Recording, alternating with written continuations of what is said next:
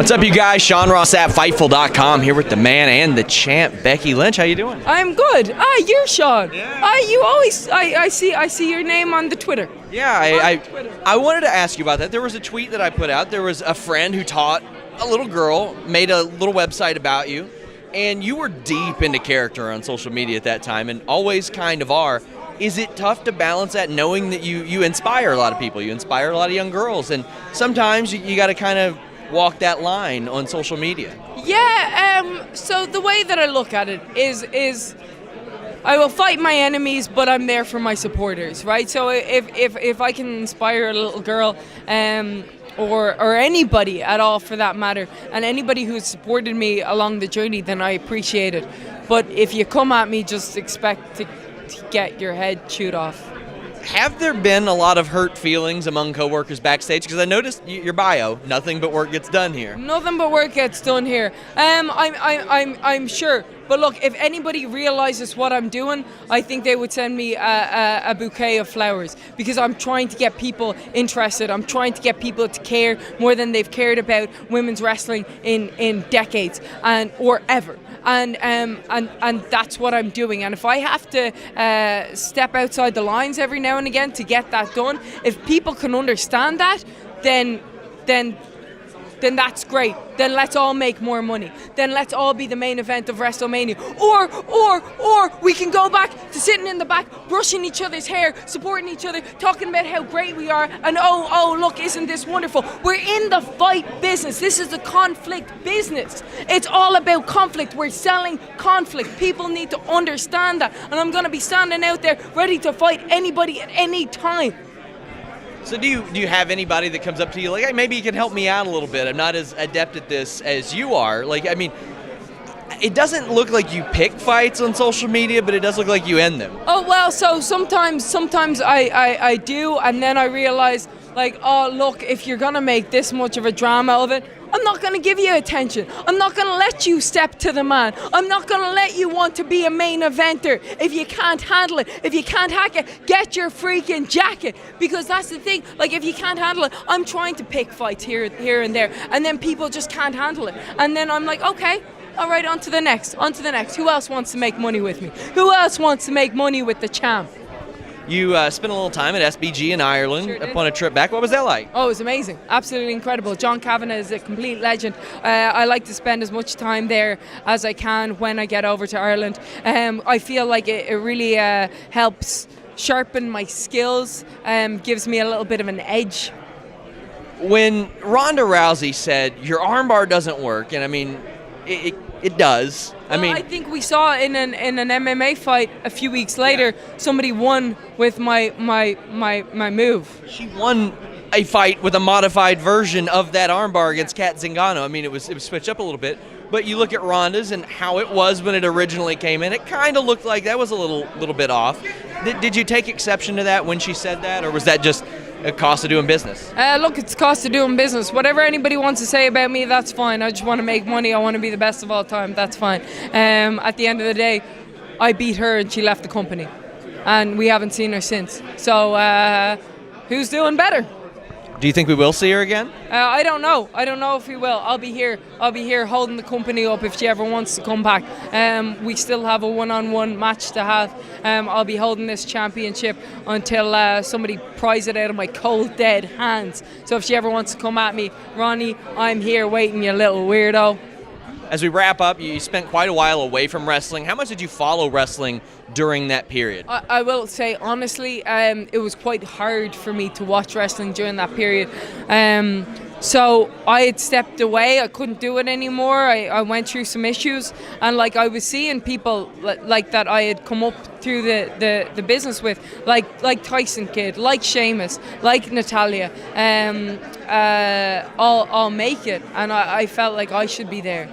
I know I should be there, but I'm not, and I don't know if I'm ever going to get there. And it was just very hard for me to watch. What's up, you guys? Sean Ross at Fightful.com here with Barbi Hayden. We're at the Title Match Wrestling booth. Yeah, it's on the shirt. Yeah. They got shirts, a little bit of everything. Their YouTube channel's one of my favorites. They have a great network. They put on a ladies' night out, shows that you are a big part of. What has that meant for your career? It's really highlighted women in such a fantastic way. So not only is it highlighting women wrestling in the ring, what I really like about it is that I have now become an interviewer from it. I have now become a commentator from it, and that has actually trickled over to TV because I also wrestle for WOW Women of Wrestling as Abilene Maverick, so I play a character on Access TV. And what's really cool is because of Title Match Network doing the Ladies Night Out, I now have done commentary on WOW on TV. So it's like, it's cool because it's opening doors. And I don't know if you've noticed, but most of the women that actually, do we fight now? Do we fight? Oh, shit. There's a bell. We got to fight. But no, it's really cool because it's like opened so many doors. As you can see, like a lot of these women, they wrestle on TV. You know, I'm not saying it's like a direct correlation, but I mean, it might be. So for your career, being able to do all those different things, being able to interview, being able to announce, being able to wrestle, do you think that's going to open up more doors in the future? Because obviously it has with WOW. Yeah, I would think so. I've actually been in talks with a few of, like, other companies outside of wrestling, which is, I know, crazy, right? Usually once you're in the wrestling world, you never leave it. But I'm trying to kind of, like, intertwine the worlds because the thing is like I wasn't a wrestling fan growing up. I actually was not allowed to watch it because I grew up during the Attitude Era. So you get it. Yeah. So, but you know, of course, like when you're older and you really like get to appreciate it and watch it as an adult and make your own judgment calls, like it's fantastic. But the thing is you know this.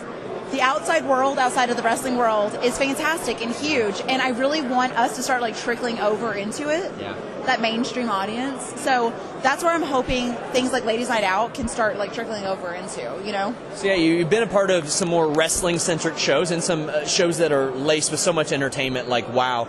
You were part of a WWE tryout a few years ago. What type of feedback did you get from that tryout?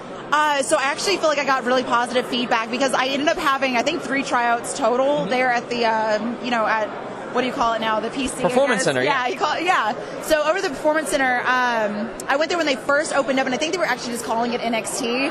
That one went okay. They gave me some feedback on what to work on. Worked on it. They brought me back. And then they brought me back another time for the first women's pay-per-view that they did. Evolution or the Mae Young Classic? The Mae Young Classic, yeah. So for the Mae Young Classic, I ended up being pushed to alternate, unfortunately, because they brought a lot of NXT girls onto it, which they weren't planning to do at first. Yeah. So me, Rachel Ellering, and Deonna Purrazzo, we were all pushed as alternates. Last second, Rachel got pushed up onto it. So, you know, that's wrestling, though. You never know what's going to happen from minute to the next. But obviously I did good enough in that tryout that they wanted me to be there for that. But since then, I haven't really been in talks with them because I've been so focused on WOW. I've been so focused with Title Match Network, you know, because now I'm pretty much transitioning over to that and Flag Sports as one of their interviewers. Oh, so nice. That's kind of where I'm letting my ball roll, too. So that they have announced the second season of WOW. That's coming. You've got people who have been involved in wrestling for decades involved. We have to fight again. Let's lock up. There we go. Oh, I caught your hair. Oh. I'm so sorry.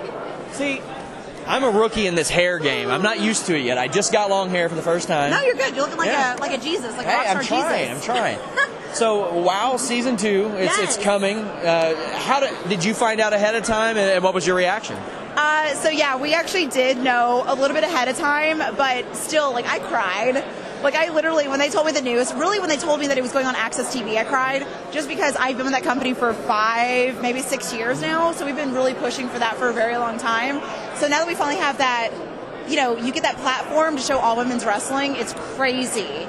You know, because, like, it really, you know, in wrestling, it's always been tiers, you know, of like, okay, you can see it here, here, whatever. And for women's wrestling, it's always just been here. Like, you didn't really have a platform like Title Match. You didn't have a platform like WOW, you know, to watch all women's wrestling. So I think it's cool because it's just evolving constantly.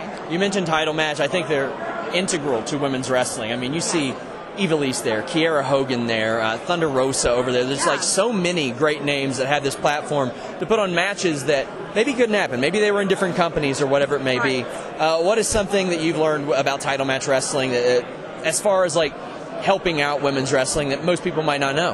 I think you really just nailed it right there because it is a melting pot.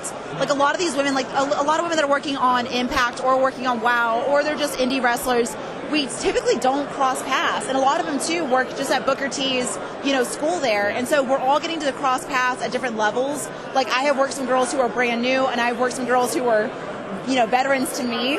So I think that's the good thing. It's just a big melting pot, you know? Barbi, I want to thank you so much for taking the time. Yes. Much appreciated. Sean Ross at Fightful.com here with the bad boy, Joey Janela. That's me. Look at Marco Stunt over here. Marco Stunt. Marco Stunt in the shot. How's it going? Hey, that's going good. I guess that's what the bad boy does. That's what I do. Brings in cameos, brings in viewers. Brings in money. You just officially announced next year's spring break, which you kind of told me a few months ago. You're like, yeah, we booked the venue. It's already happening. It's happening. We signed a deal. Ain't no one stopping us. The Titan ain't getting us this time. What are you looking to do at that spring break outside of breaking 400 doors? Probably more than 400 doors. Probably 500. The budget is much higher. We have 4,000 seats to sell out. We'll probably do it pretty fast this year. I'm pretty confident in that ability to draw money. You go into next year's knowing that you'll go head-to-head with SmackDown as they announce that. I saw where you even mentioned that. There's not going to be a lot of moving dates around or anything like that, but you are moving to one night. Why the decision to do that? Yeah, because 2 nights was a last-minute sporadic thing. This year we're going against SmackDown. I really don't care. I know we're going to sell out the bitch anyway. No one cares about SmackDown. Well, people do care about AEW. Not to date this too much. I mean, I think people know that we're at StarCast, Yeah. but you told me that your deal with AEW starts officially May 1st. You're with them for several years. How does that affect your schedule? Because you're a guy that was wrestling all the time, and now your schedule's a little bit more clear, I would assume? Yeah, starting in October, I'm clearing all indie dates. It's just going to be strictly AEW besides spring break, of course. Maybe I'll try to weasel myself onto a little bit more GCW shows, but who knows? They got a big TV deal. You know, once TV comes in, it's it's everything I ever dreamed of. So why would I want to do anything else? And if the schedule is lighter than it usually is, then fuck it, man. There's more time for me to party. Yeah, I was going to ask you, like, from a mental standpoint, the hustling that always goes on with the type of schedule that you have, and it probably went from hustling to people just booking you out and you having to be like, man, I can't make that date, I'm booked out. But now you've got, like, a place to call home. What does that mean to you as somebody who's performed for so long? Yeah, it's pretty wild. I've been wrestling for 14 years now, and I never thought it would get, sometimes I always had doubts in myself that I would make it this far. But in the last couple of years, things have really picked up. It's been crazy. I had a line out the fucking door today, me and Penelope. So, it's everything I ever dreamed of, and I'm all in on AEW 100%, and I believe in what their vision is, and the creative freedom they're going to give me was definitely the option over the WWE, and I definitely wanted my own creative freedom and to express myself the way I've been doing for years on the independents, and I think the Bucks, Cody, and Omega, and all those guys are going to let me do that. Last question, did you steal Stokely Hathaway's CD player? I did not steal a CD player. I've heard rumors on who did steal the CD player, and he may or may not be Leo Rush. That's why there's so much heat on him. Wow. In the company right now is because he stole Stokely's CD. Is that why he's home for 90 days? That's the rumor, that he actually, it's nothing to do with carrying the water coolers to the hotel. It's actually everything to do with stealing Stokely Hathaway's CD player. Joey Janela, breaking news here. Joey, I want to thank you so much. Hey, thank you, dude. We'll do it this way. Why not? Let's do this. We'll do this pose. Like this. Sean Ross at Fightful.com. Here with Killer Kross. Killer Kross, I interviewed Phil Baroni a couple months ago. Okay. Phil Baroni, who was trying to call you out for Bloodsport. Okay. And he talked about your dad. Right. What are your feelings about one Phil Baroni? I love Phil. He's a character. He's out of his mind, which is why we get along. If it was booked for me and Phil to be squaring off in Bloodsport, we would have did it. It wasn't. And he did great anyways, didn't he? Yeah, he did. He did. How did you like your Bloodsport experience? I mean, I know that you've got that very diverse background as far as your wrestling style. Yep. I mean, I know that you seems like you're a fan of Catch as Catch Can wrestling, at least by the looks of it. Yep. So how was that for you? It was awesome. Working Bloodsport was a dream come true because I was always a big fan of UWFI growing up. And that sort of platform doesn't exist anymore. So the fact that they put that together and I was able to be a part of it and contribute something special and unique to the pro wrestling industry within that rule context, that's a great privilege. I had a blast working with Harry, and you couldn't get somebody, more legit directly from the professional wrestling scene than Harry. So, people said they enjoyed what they watched and paid for, and that's the end game. They enjoyed it. I loved it. And I would love to do it again. As far as like MMA-based training goes, catch-as-catch-can wrestling training goes, how much do you put into that? Like, or do you work with any notable people? I know there's a ton of wrestlers who like work with Josh Rafferty and people like that, or are you just hitting up gyms saying, let me get in what I can get in? Well, I had originally moved to Las Vegas to fight pro about 7 years ago. And I got into the pro camps, and to be quite frank with you, like, I actually just I hated it. I hated it. Like, everyone, like, if you're a man, you most likely at some point in your life, you've wanted to punch someone in the face. So, like, it's glorified, the competition setting on television, mixed martial arts and whatnot. Everyone wants to punch somebody in the face on TV, but the reality of it is when you get into a pro camp, it's 7 days a week, you're up at 5 a.m., you're doing your road work, you come home, you shower, you have breakfast, and then you go and you practice for 10 hours for the rest of the day. If you don't do that, you're going to get your teeth blasted out of your fucking mouth on TV. So I didn't love it enough to pursue it as a profession. I love it recreationally and doing it. But I had a great time training when I moved out here. Even prior to that, when I was in Canada, Mauricio Veo from the old Chute box guard, him and his brother Dita moved up to Toronto, so I was training under them for a while. And then when I came out to Vegas, I was training at One Fight Team under Leandro and Michael Costa.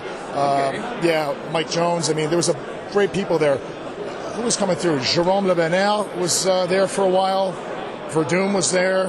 Machida was there.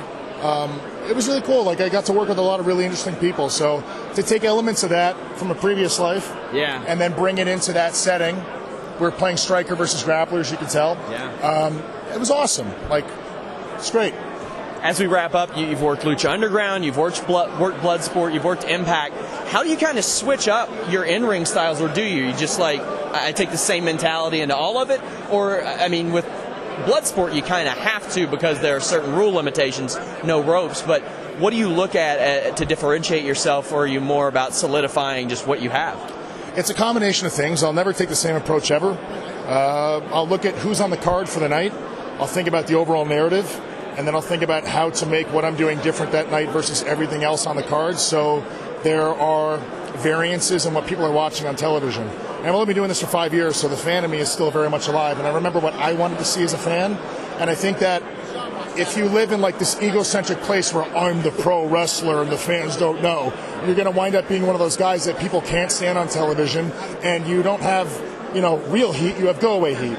Yeah. So I think it's important to remember what people want to see, and I think from time to time, you give it to them. Yeah. Thank you so much. I don't shake hands. I'm not your friend. I'm a bad guy. Hey. Nobody wants to get the StarCast flu. Fightful.com. Thank you. What's up, you guys? Sean Ross Sapp, Fightful.com. Here with Alexa Bliss. We were talking off the air the last time I talked to you. NXT Columbus Arnold Sports Festival. Yes. Things are a little bit different now. A little bit. How is adjusting to that? I mean, you were in NXT. I mean, and not to say you had a bad run there, but you didn't accomplish 3 championships. Yeah, I mean, NXT was a great time. That's where I developed everything. I came into the FCW at the time in Tampa not knowing anything. I didn't have any speaking experience, no wrestling experience, and luckily Triple H saw something in me at my tryout, decided to sign me to NXT, and NXT was definitely where I was learning my craft and developing it for when I got on the main roster. How has adjusting to life been? Because it's been really quick. All of this has come to you. SmackDown, Raw, Tag Team Championships. It's been a roller coaster ride, but I love it. We wouldn't do any of this if we didn't love it. Our schedule, our travel, everything is so crazy, but I enjoy doing it, and I love performing and connecting with fans, and it's incredible. You had a pretty well documented injury last year, and that was all featured on a WWE documentary. What did you do in your downtime outside of kind of getting ready? I bought a house and I decorated a house and I did life things. You know what I mean? Like, you don't realize the stuff that you take for granted, like picking out decorations for a house, because you just don't have time to do it. I got to spend time with my animals, which was nice, my family, and it was a nice refresher. Like, I needed that even though it was unfortunate how I got the breather, I needed the breather, and I felt like I was ready to come back and re-inspired. You were pretty candid about not knowing if you'd be able to come back. Yeah. What would you have done? I don't know. If I wouldn't have been able to come back, WWE's been incredible in helping me with all my injuries and everything. They sought out the best medical team for me, and they were incredible by giving me moment of bliss. So maybe more of that route, maybe general manager, I don't know, but I'm very fortunate to be back in the ring and happy with where I am now. I think that's what a lot of people expected, was Alexa Bliss as GM. How do you think you would have fit in that role? Well, I like to boss people around, so I think it would have been okay. So you've got this team with Nikki Kross. How has adjusting from singles action to tag team action been? It's quite an adjustment. We're still getting there. It was very... Getting there? Well, you know what I mean. We're still figuring it out. Because we both have such different styles. Yeah. So you know what I mean? Because you have to have like tag moves and that chemistry. And so we're still working on that because our last 2 months we've just been costing each other matches by accident. So we're adjusting to it. But our tag division is incredible. I didn't expect that hard of a fight. And those women are incredible and some of the most talented women we have on the roster. I think a lot of people expected long ago for Alexa Bliss to maybe go a different route with Nikki Kross, maybe use her, but it seems like her intentions are pure. Yes. Seems like everything's on the up and up. I mean, Nikki Kross was pretty open on the show. She was like, I didn't think anybody noticed me. I wasn't even on the show. But now she's tag team champions with you. I mean, that's what happens. When you develop a friendship with someone, we agreed that we weren't going to judge each other on each other's past. Her past in NXT, my past with Nia and Mickey, and we understand each other and we see a lot of each other in each other, and I think that's what developed our friendship and the bond. Alexa, I want to thank you so much. Thank you. We're out. Hey guys, Sean Ross Sapp here, Fightful.com. I am back in Kentucky. It's been a few days. I'm putting together all these interviews from Las Vegas, and I get to the MJF interview. And when I tell you that was an experience, boy, was that an experience. He was in high media demand last week, so I interviewed him early on in the Vegas experience. And from the jump, it was off. He was very nice when I reached out to him. He was like, yeah, man, come over to the MGM, man. We'll do an interview, man. A lot of that. A lot of like really encouraging, happy, excited reaction from MJF, who would go on to be the star of Double or Nothing. So I get there. And still a pretty nice guy. We start filming, and something's off, which I would later find out the man disabled my microphone. Like, I don't know if he disconnected it or if he pulled the battery pack out, or for all I know, he maybe submerged it in water because I had to get a new recorder. But it didn't work. And when you're filming in the MGM lobby, that's important. You get all the sound that's around you. So I only have camera sound of that. That will not make air. But we didn't end up staying there anyway. And the reason is that a security guard came up and said, hey, you all can't film here without a rep. MJF, as best I can say, cut a promo on the security guy. May have gotten him fired. But then MJF graciously offered to let me come up to his hotel room to interview him. Okay, that's cool. Only we didn't go to his hotel room. We went to like 3 different towers and 3 different floors, and it took us a legit 35 minutes with me lugging around camera equipment to get there. And my mic was still unhooked. So I have camera audio, fortunately. I'm not going to let MJF being MJF ruin a good interview. So without further ado, guys, I hope you all enjoy. Sir, is there a problem? Guys, you can't film without a representative from our PR people. We can't film here. We can't film here? We have to have someone. Okay. Even if I'm going to be a part of the... Okay. All right. Well, we're going to have a chat off camera. We'll start this up again in a couple minutes. So we got kicked out of the MGM lobby. weren't supposed to film there. And what you didn't see was MJF berate a security guard. And then, in a rare act of kindness, he said, okay, fine, whatever. We're going to do this in my hotel room. And then we went the wrong way like 4 times. And along the way, he made sure to stop when he spotted an AEW fan that was eating, just to stare them down. At first they didn't notice him, but he made sure that they noticed him. I don't know what to make of that, but oh, he's back. About that security guard, huh? Oh, okay. Yeah, you handled that pretty professionally. I'd like to think so. I was pretty nice about the whole entire thing. He's a good guy, you know. He was meaning well. You might be fired. It doesn't matter. So, yeah, interview. Let's go. Let's do it up. I mentioned your schedule. You've been working 125 days a year, or dates a year. That doesn't include travel days, all that stuff. Sure. How does adding AEW to your schedule impact things for you? So I'm happy. You know, on any given Sunday, I can get a text from my best friend, Cody Rhodes, the roller coaster, and he can go, you know, MJF, come on down over to the spot. We'll shoot some stuff, we'll have some fun, drink some brew, have some American Rebel cigars, AmericanRebelCigars.com, check it out. And it's just always a blast, man. It does fit, it all fits my schedule. And then I can also hang out with my other BFF, TK. You might know him as Tony Khan. And yeah, you know, what I would love to say about this business venture is I feel like I've made friendships for life, man.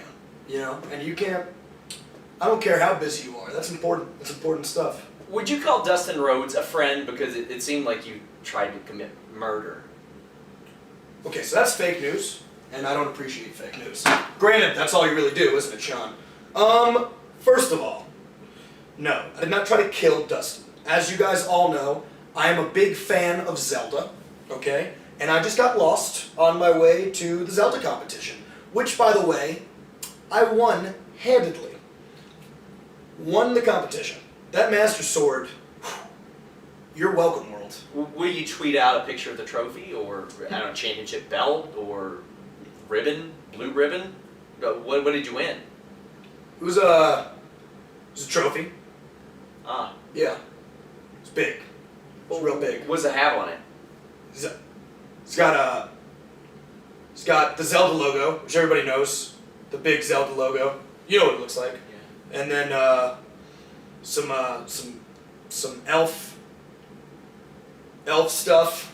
It's good stuff. It's a big trophy. I'll show you it later.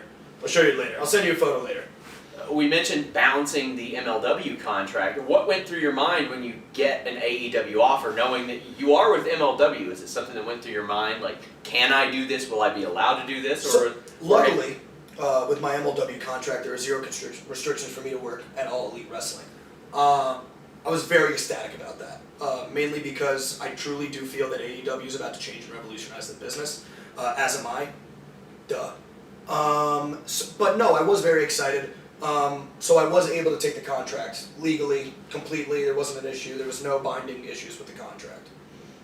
Did you get any feedback from Court Bauer on this? Does he say anything to you, or is it just like a, hey, congrats? Well, Court Bauer knows where his bread is buttered, and that's with MJF. Court Bauer understands that the most important person on his roster is Maxwell Jacob Friedman, because nobody is like Maxwell Jacob Friedman. Nobody can carry a show with a microphone in his hand, and nobody can perform like I can with, you know, 2 beautiful black leather boots and this bodacious Burberry scarf. There is no one on this planet that can say no to me, because if you say no to me, you lose the opportunity to work with me, and if you lose the opportunity to work with me, you lose your whole fan base. You mentioned the opportunity to work with you. I don't think it's a secret. There were other companies interested in you. What made you go with MLW and All Elite Wrestling? I felt like it was the best bet for me. What I love about All Elite Wrestling is it's a, you know, some might consider us a bit of an outlaw promotion. Some might consider that we do things our own little way, and if anybody's like that, it's me. I've never been one to go on the same beaten path as anybody else. I've never played the same tune as anybody else. I've always beaten to my own drum. It's a very expensive drum, but I've always beaten to my own drum. And yeah, it just, to me, it fit who I am, the mold of who I am as a human being. So I mentioned the MLW balance, the AEW. I also mentioned 125 dates a year. That's not just MLW and AEW, you're working all over the country, all over the world, and for a ton of different promotions. Is that something that you look to continue doing throughout 2019, 2020, or are you looking to make AEW and MLW a more permanent home? So here's the thing. My job was to get to the position I'm in today as fast as humanly possible. And I attained it. But the way I obtained it was through hard work. A lot of people want to go, oh, MJF, he's a loudmouth, he's cocky, he's arrogant. Of course I'm cocky. Of course I'm arrogant. Who was the last person to achieve what I've achieved in the past 3.5 years? Can you name one? No, you can't. And if there was anybody in my age range that even came close to achieving what I'm achieving, they've slipped up. They've messed up. They've done something stupid. I'm not an idiot. I'm not going to slip up. I'm not going to mess up. There is not going to be a part of MJF's career where everybody goes, here's where he went wrong. Here's where he should turn right when he turned left. That's not going to happen because I have a roadmap for this business. What I did was I studied the greats, and I went to myself, okay, I need to work for the top promotions in the US, in Canada, in Mexico, in the UK. I have been literally at every single top tier promotion in the world, and now I find myself at the pinnacle. So yes, I do think it was very important for me to have worked all of those independent promotions that I worked, because if it was not for me working those independent promotions I worked, I would not have the seasoning, and I would not be able to look into this camera and tell you that it's talent over tenure. Am I still going to be working the independent promotions while I am wrestling at Major League Wrestling and All Elite Wrestling? I have taken my last new independent professional wrestling dates, and I will no longer be taking any new dates to answer that question, because I proved my point. I used everybody as an easy stepping stone. I did not slip at any single point while I was jogging along the side of the ocean that was the pro wrestling industry. So, I mean, with you not taking any additional independent dates, that opens up a whole lot for other people. Like, there's a big void there. I mean, quite possibly, I feel me leaving the independent territory is the equivalent of just dropping a gigantic nuke. Yes, it's going to go in a leave different direction there. I mean, it's a professional interview, so I would appreciate it if you stay professional. Can you just turn the camera off? Can you just turn the camera off real quick?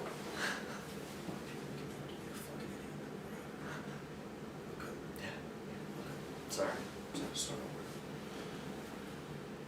You mentioned a nuke being dropped on the independent circuit. Oh yeah. Oh yeah, I did. Because without me, how many amazing talkers are there left? How many amazing in-ring performers are there left? How many hybrid professional wrestlers, total packages are there left on the independents? I don't know.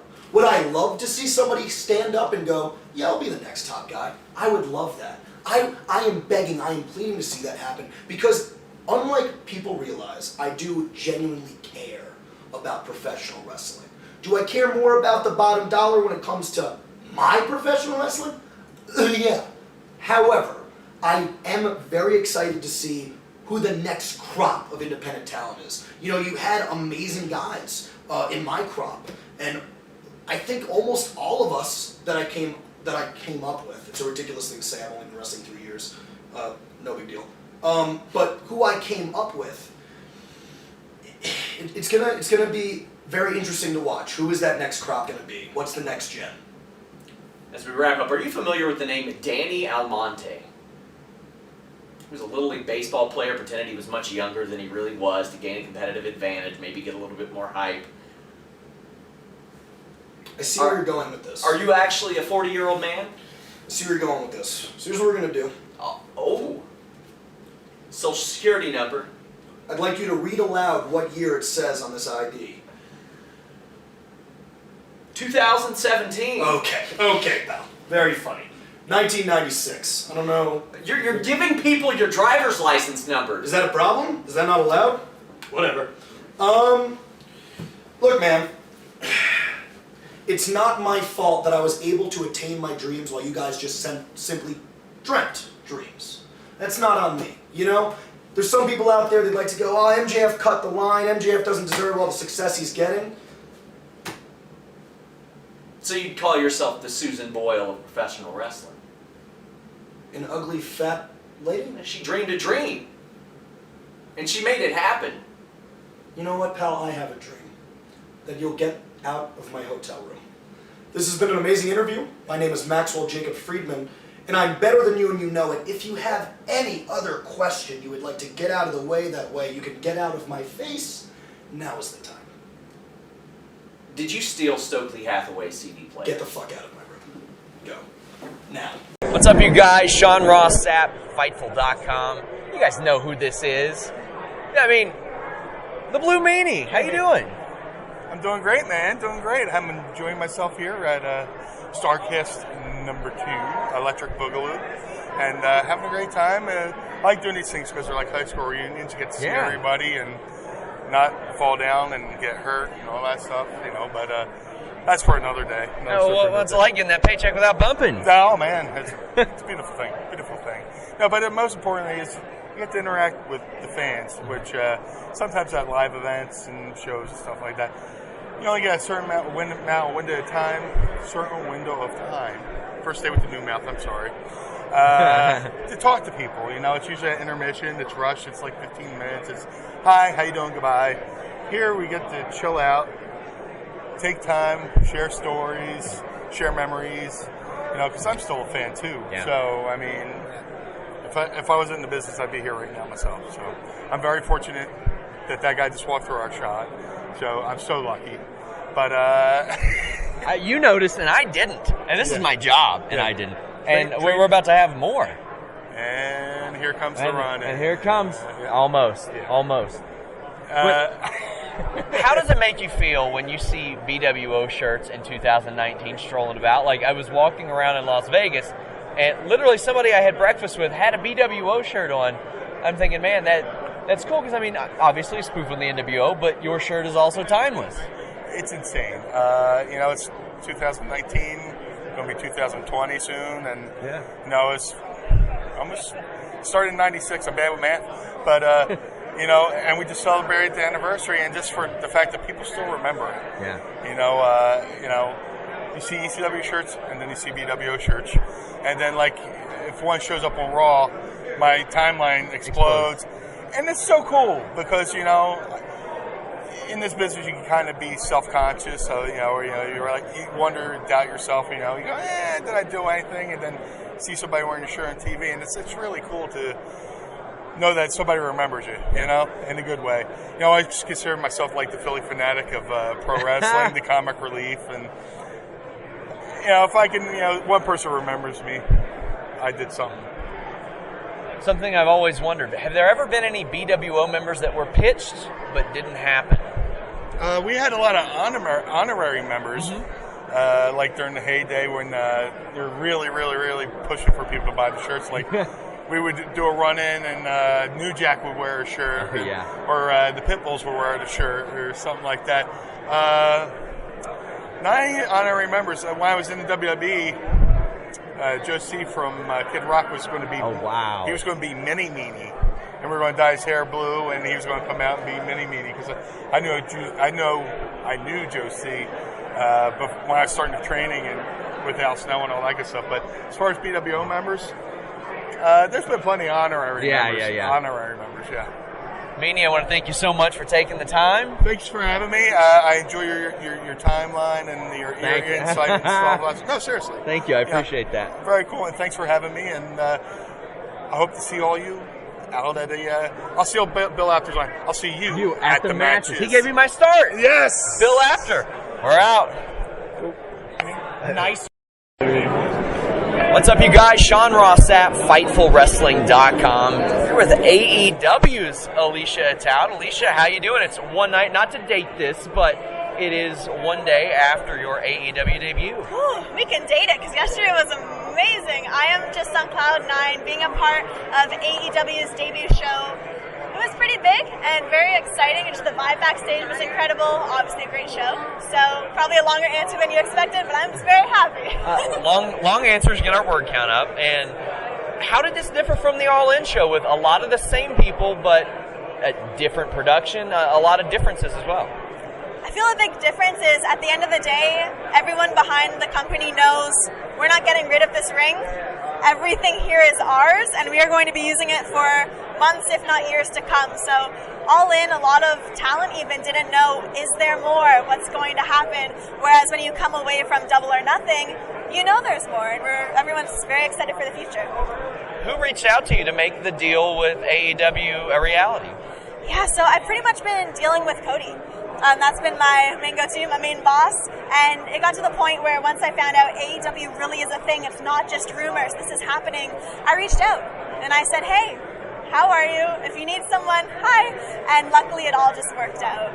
You did some work for Impact too. Impact has been around a little bit longer, a lot longer, and maybe have solidified themselves, at least from a production aspect, and have things done their way. How did that differ from your AEW experience? It was definitely different because when it came to AEW, it was just on such a grand stage, and the production was just, it was so spot on. I feel like everything was just run flawlessly last night, especially for a first show. Yeah. You would expect some kind of screw up, but there really wasn't between the matches, the production, the timing, and I know that was a really big thing for everyone backstage. Of course, we know last year with All In, there was that time crunch for that main event, and this year, it was just flawless. The production and just the organization there is pretty incredible. How will your schedule be affected by AEW? Because I know right now they're getting started with a few events. It goes to TV in the fall, but how will your personal schedule be affected? So I'm in talks with them right now doing stuff going forward. So it's one of those things where everyone's just going to have to wait and see what comes out of it. But I expect to be very busy over the next couple of months. I'm really excited. So I got to ask, Ambi, is it going to continue? Yeah, Ambi is always going to be a thing, whether it's interviewing AEW talent or just being at conventions. I love it. And if it does come to the point where somewhere down the line, someone says it's part of a contract or something, this can't happen, if it outweighs it and it makes sense for a career choice, just being very blunt with all the fans watching, then you have to take really good opportunities. Well, let people know about Ambi and where they can find it. Yes, so Ambi is my YouTube channel where I host tons and tons of interviews. There's like 2,000 or 3,000 on there. It's great stuff. Thank you so much. So just type up AliciaTute.com and everything is on there. Thank you so much, Alicia. Thank you Means so much. a lot. Thank you. We're out. What's up, you guys? Sean Ross Sapp here with Carmella and the 24/7 champion. And I wonder every time, does R-Truth worry about the former SmackDown Women's Champion? Maybe. This is my dog right here, man. This is my pick. This is my partner in crime, dog. You know what I'm saying? We share this thing. You know what I'm saying? Like, no, I ain't worried about that. I'm worried about everybody else. I'm worried about you too, because I don't know what you got up your sleeve. So when you're at an event like this, there's more than just you guys. Right, exactly. There's them, those people out there, and little Jimmy that won't stop jumping on the chairs.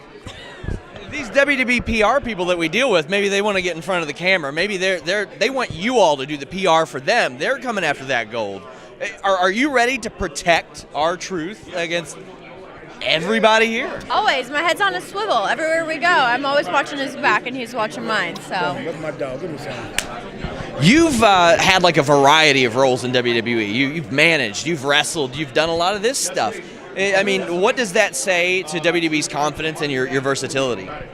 Well, I think it shows that I'm willing to do whatever it takes. So, I just want to have fun and make the most of my time here in WWE. I feel very lucky because I've had the opportunity to do a lot of different things and show a lot of different sides of my character, and I don't think that many people get the opportunity to do that. They're kind of pigeonholed into one sort of character, one sort of role, and I feel like I can sort of, whatever is thrown at me, I'm going to make the most of it. So I just want to have fun, and right now doing this stuff with Truth is like the most fun I've ever had, and man, I wouldn't trade it for anything. You were a hardcore champion back in the day as well. In addition to this, how does this compare to being a 24/7 champion? It doesn't compare at all, dog. You know what I'm saying? This is a whole new living right here. This right here, this got everybody and their mama wanting this one. You know what I'm saying? But that's not happening right now, dog. My baby's staying with me and Mella. That's just what's gonna happen. Have you been at appearances and people make attempts, people try, or at least imply that they're gonna try? Of course, all the time. But I'm not worried about that. Do you feel safe in your own home? No, I don't trust nobody at my home either. I don't trust nobody at church. I don't trust nobody at picnics, at birthday parties. You know what I'm saying? Nowhere, nobody, but Mella. So I understand you were a dancer for MC Hammer back in the day. No, that's incorrect. Is that incorrect? I was with his backup dancers back in the day. Okay. Yes. Okay, because I mean, there was always that talk. There's the picture of you with Tupac that's out there. Right. Well, I was with a lot. I was a show opener for a lot of people like Digital Underground, Third Base. I can't think of these people. Kid and Play, Kwame. Can't think of the girl name, etc., etc. Who would win in a rap battle, Vince McMahon or Road Dogg? Oh, man, you know D.O. Double got some words, man. You know what I'm saying? But I'm gonna say Vince because he's my boss. How you like that? What's up, you guys? Sean Ross at Fightful.com here with Drew McIntyre. Drew, how you doing? Oh, fantastic. I'm in Toronto. This place is wild, for one, but it's also, Canada. Canada love their wrestling. The fans know what they're talking about when I've been hanging around.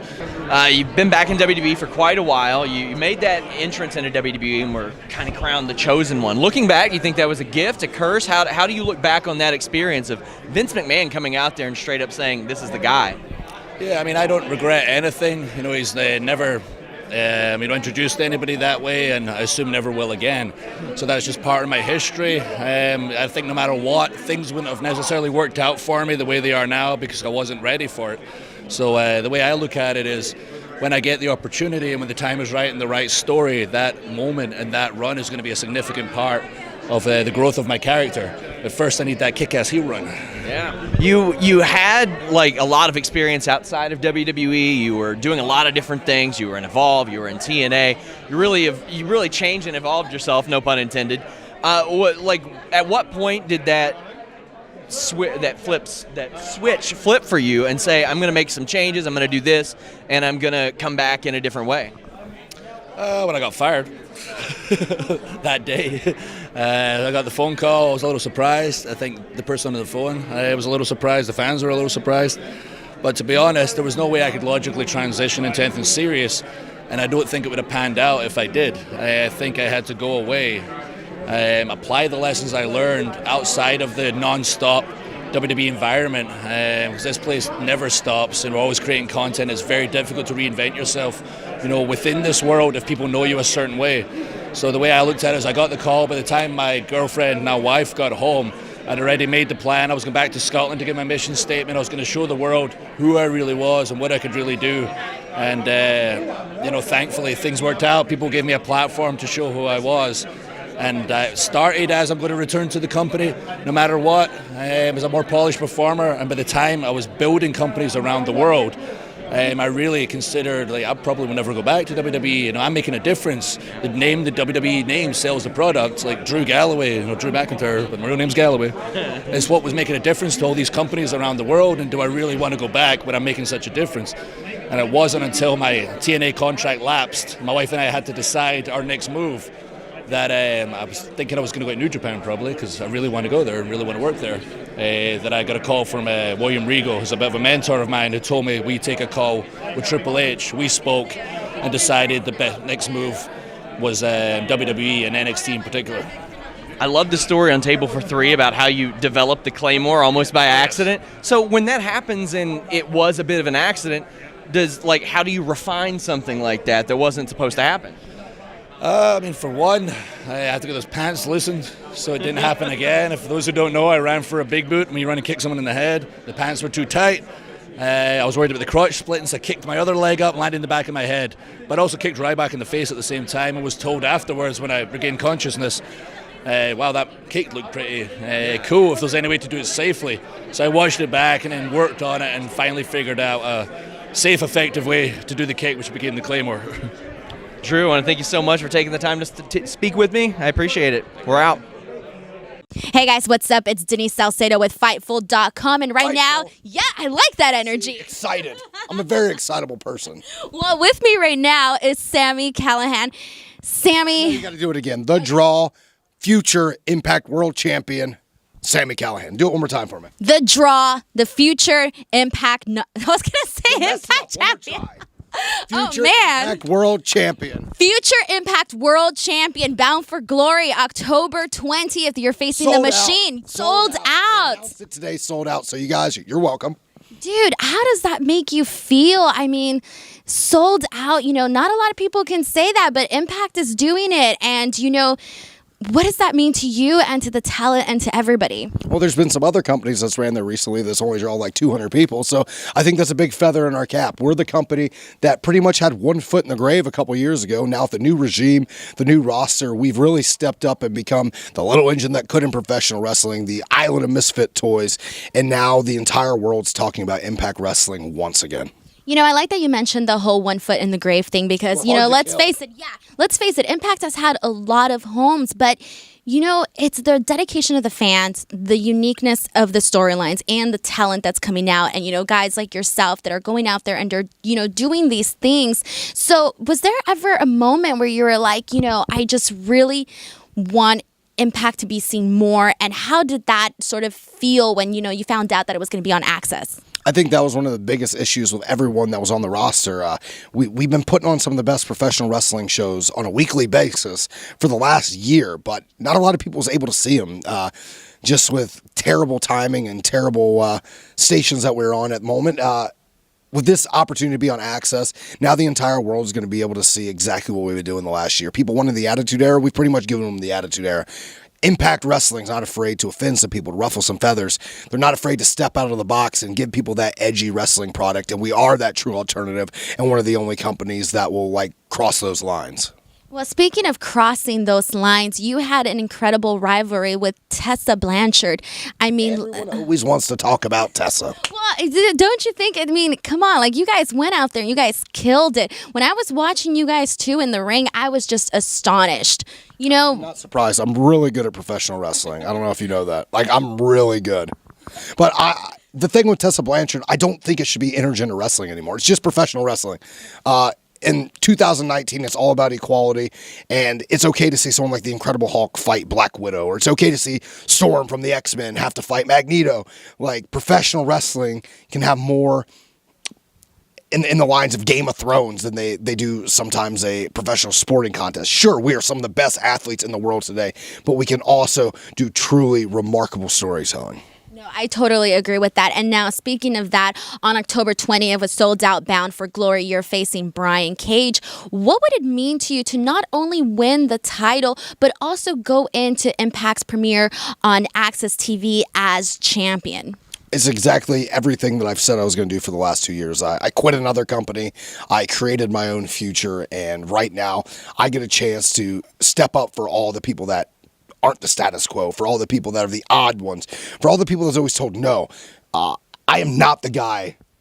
People want to be the face of their company. People want people like Brian Cage. They want the big, jacked up guys that looks like the wrestlers from the 80s. But I'm different. That's why I connect with people. And when I walk out on October 20th, the Impact World Champion in Chicago, the entire world's going to have to listen to me. And the entire world's going to be watching Impact Wrestling that much more, because anything Sami Callihan does turns to gold and equals ratings and numbers. Now, moving on, on October 29th, every Tuesday, Impact on Access. What is it? Why do you think the fans should tune in to watch? Because we're the best professional wrestling product in the world today. I think with everything I've said in this interview, Impact Wrestling is hard to kill, and we are the edgy wrestling product that people have been clamoring for and begging for years. Wonderful. Thank you so much, Sami. Guys, I'm really good at interviews. Yeah, no, you're awesome. Killed it. All right, guys, don't forget, check out Impact on Access every Tuesday starting October 29th. What's up, you guys? Sean Ross Sapp here with Samoa Joe. How are you? Good. You have a great you guys. Yeah. It's a very YouTube, don't you? Yeah. Yeah, I can tell. Yeah. You guys. Yeah. Very. You got it. Yeah, you got it. It hit me right in the ear. Yeah. So I talked to Josh Rafferty recently. He mentioned working with you. He's worked with a lot of pro wrestlers. You've obviously got that MMA base. You've got that type of style. Was that ever something that you maybe thought about going into? No, because I came up in Southern California when it was outlawed, and all my friends who were MMA fighters were not making money except for 2. So it just really wasn't financially feasible at the time. But yeah, and then since then, after that, I was just too old to get back into it, because I don't lie to myself. I know the elite athletes. I know what they do, and you're just going to get hurt. Does it surprise you that so many pro wrestlers, I know he's somewhere else now, but Chris Jericho's even working with Josh Rafferty. We got a lot of pro wrestlers that are stepping over doing that now that MMA has kind of exploded a little bit more.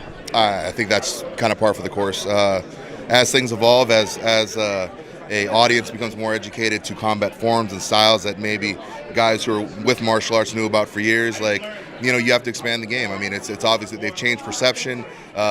You know, I remember when sleeper holds were you know, something that was just, oh, you know, you can keep one on for 6 minutes, and now it's a little bit different now. So I mean, that's all kind of from MMA. You became a free agent a few years ago when things were changing, and you had a real unique deal where you were able to work a few different places at the same time. WWE quickly snatched you up. How did that make you feel? Did you feel like that was like an endorsement of the skills that you showed in that brief time when you came into NXT, or did you just kind of expect that? I expected it, but that's just more personal motivation type stuff. But I mean, in reality, I mean, it's been part of the course for me. Like everywhere that I've gone, ROH, I remember walking into and Gabe Sapolsky telling me, listen, we can't afford a flight from California. You'll never work here again, but thanks for coming tonight. And then shortly afterwards, hey, you're working every show from here until forever. TNA was very much the same thing. Hey, you're an internet guy. We don't have television. We're going to bring you in. And, you know, I don't know what we'll use for you afterwards. And then, you know, obviously that went well. And it was the same thing here. And, you know, I've never had a nice entry into a company. Nobody's ever said, oh, man, we can't wait to have you here. It's like I show up and they're like, oh, why don't we hire you sooner?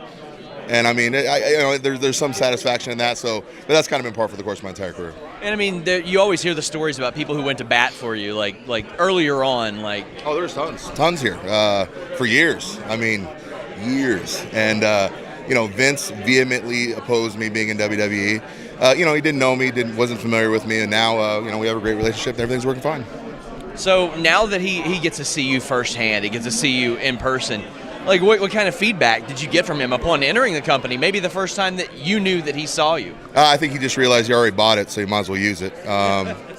No, you know, like I said, with every promoter that I've ever worked with, it's always about time and understanding. And you know, we've had some time, we've had some understanding. It's working out pretty well. What's up, you guys? Sean Ross Sapp here with Ali. No first name. Heard you talking about that recently. Yeah, the name might have changed, but the person behind it doesn't, and it's all good. You know what I mean? Now it's easy. Now people know who I am. You know what really was happening, though? One side of the crowd would chant Mustafa, and the other side would chant Ali. And it was just a lot of confusion. Yeah. Now there's no confusion. Well, I mean, you mentioned the person behind the name. You had these great vignettes that you were very clearly instrumental in, and it seems like you still are as they've made their way to WWE TV. How much input do you have on those now? They're mine, 100% mine. They're not written, they're not produced, they're not directed by anything WWE. I showed a few samples of Vince McMahon himself, some of the producers, and Vince's direction was, if we get involved with it, it's going to become its own thing. I like what I see, go out and make it your own. So he literally tells me when he needs them, and I make them. So it's very, very cool that someone's self-producing, self-writing, self-directing, and making their own vignettes. You were abruptly called up from 205 Live. How far ahead did you hear about that? I didn't find out. There's no advance notice here. It's like a recurring theme up here. I had showed up for the SmackDown Live TV taping and was told that night that I would be having that match with Daniel Bryan, and I was assured that it was just a one-time deal. It's a one-time. You're still on 205. It's just a one-time, but make the most of this opportunity. And I was just thinking, like, oh, let me use this moment to get some exposure for 205 Live. Maybe, you know, I'll capture some fans' audience and bring it over to 205. And then the following week I showed up and I was told that morning that, hey, you're making the move to SmackDown. You're teaming with AJ Styles versus Bryan and Sienna, and you're on SmackDown now. And that was the double taping, wasn't it? Where you had the two shows back to back? Because I remember you had the match, and then a lot of people were like kind of waiting to see what would happen on the next SmackDown to see how you'd be featured. How do you feel about that? Because I mean, you had been involved in some pretty prominent stuff right out of the gate. I think this year's been a huge roller coaster for me. I mean, I've been on. I went from the guy that was never on a pay-per-view to the guy that was in the main event at Money in the Bank. I pinned the WWE champion at the time, Daniel Bryan, and yeah, I felt like I was being heavily featured and everything was going my way. And then obviously this huge injury comes up and completely takes me out of the title picture. And I've been back for a few months, and I feel like I just can't seem to get my feet, underneath me for some reason. And it's just an issue of there's X amount of hours and so much talent. You know what I mean? I tell everybody that I've climbed that mountain once, and that opportunity was there. I just have to climb it again. Ali, I want to thank you so much. Thank you, man. Thank you. Do the superhero pose. What's up, you guys? Sean Ross Sapp here with Braun Strowman, or you can't see, but the Crocodile Hunter. The Croc Monster. The Croc Monster. What motivates you to rock with the Crocs? I don't need motivation. Look at these things. They're fashionable. They're comfortable. If you have to, you can put them in 4-wheel drive, and you can just like get in the mud, and they're easy. I think not having motivation is kind of the point, right? So. We don't see you wearing these on Raw when you're tearing stuff up. No, these are when I'm in a good mood. These are my party shoes. You're strictly business too sometimes. Yeah. When I got the boots on, then watch out. Yeah. So you have like such a fun job. You get to tear stuff up all the time. Like, what have there been anything pitched where you're like, really, I get to tear that up? Constantly, like literally, like the ideas that come across the table and things that we've done, like. It's great. Like, I get to work, and a lot of the times I get to work and I have no idea what's going on, and I'll pull into the building and I'll see our stunt team out like messing around with stuff, and I go, wonder what I'm doing today, and get in and then get to talking to the boss, and it's always the best. He gets so excited for these things. So do I, and I feel like the fans do as well, because let's be for real, I've been turned into a real life comic book character. Like, I am the Incredible Hulk brought to real life. So it's been awesome, the things that we get to do, and it's never a dull moment at work with me, and it's constant craziness. In pro wrestling, there's always that suspension of disbelief, but you got guys like Brock Lesnar, he can beat people up. He did it in the UFC. People look at you and they're like, well, yeah, of course he can really tear that stuff up. Look at him. I'm really interested in how a conversation with Vince McMahon goes over something like this. It's kind of just like, this is what you're doing. What do you think? All right, let's go. Have there been any ideas come across the table that maybe you got excited about but didn't end up happening in that regard? Trying to think. No, most of the time, when he gets his mind made up on something, he goes full bore until he does it. So yeah, I don't know. I can't think of anything that we've talked about doing that we've never ended up doing. You recently announced on Instagram that you've signed a new deal with WWE. You're locked up there for a long time. How did that process come about? It was just, we're winding down. I had a little over a month left of my contract, and we just came to an agreement, and I felt like both sides of the party were happy, and look forward to 4 more years of people getting these hands. Did it surprise you? I mean, with a month left, did it surprise you that kind of didn't get out there? Because a lot of that news does get out there. It does. I try and keep my business life as quiet as possible. I hate it when people outside of the business know what I'm doing before I know what I'm doing. So it's kind of cool that we were able to keep that hush-hush and nobody stooged it off to the dirt sheets like so many of these marks like to do. Hey, sir, excuse me, sir. Man, the man in Crocs just bashing the dirt sheets. I can't handle this. Braun, thank you so much for taking the time. Thank you. We're out. What's up, you guys? Sean Ross at Fightful.com.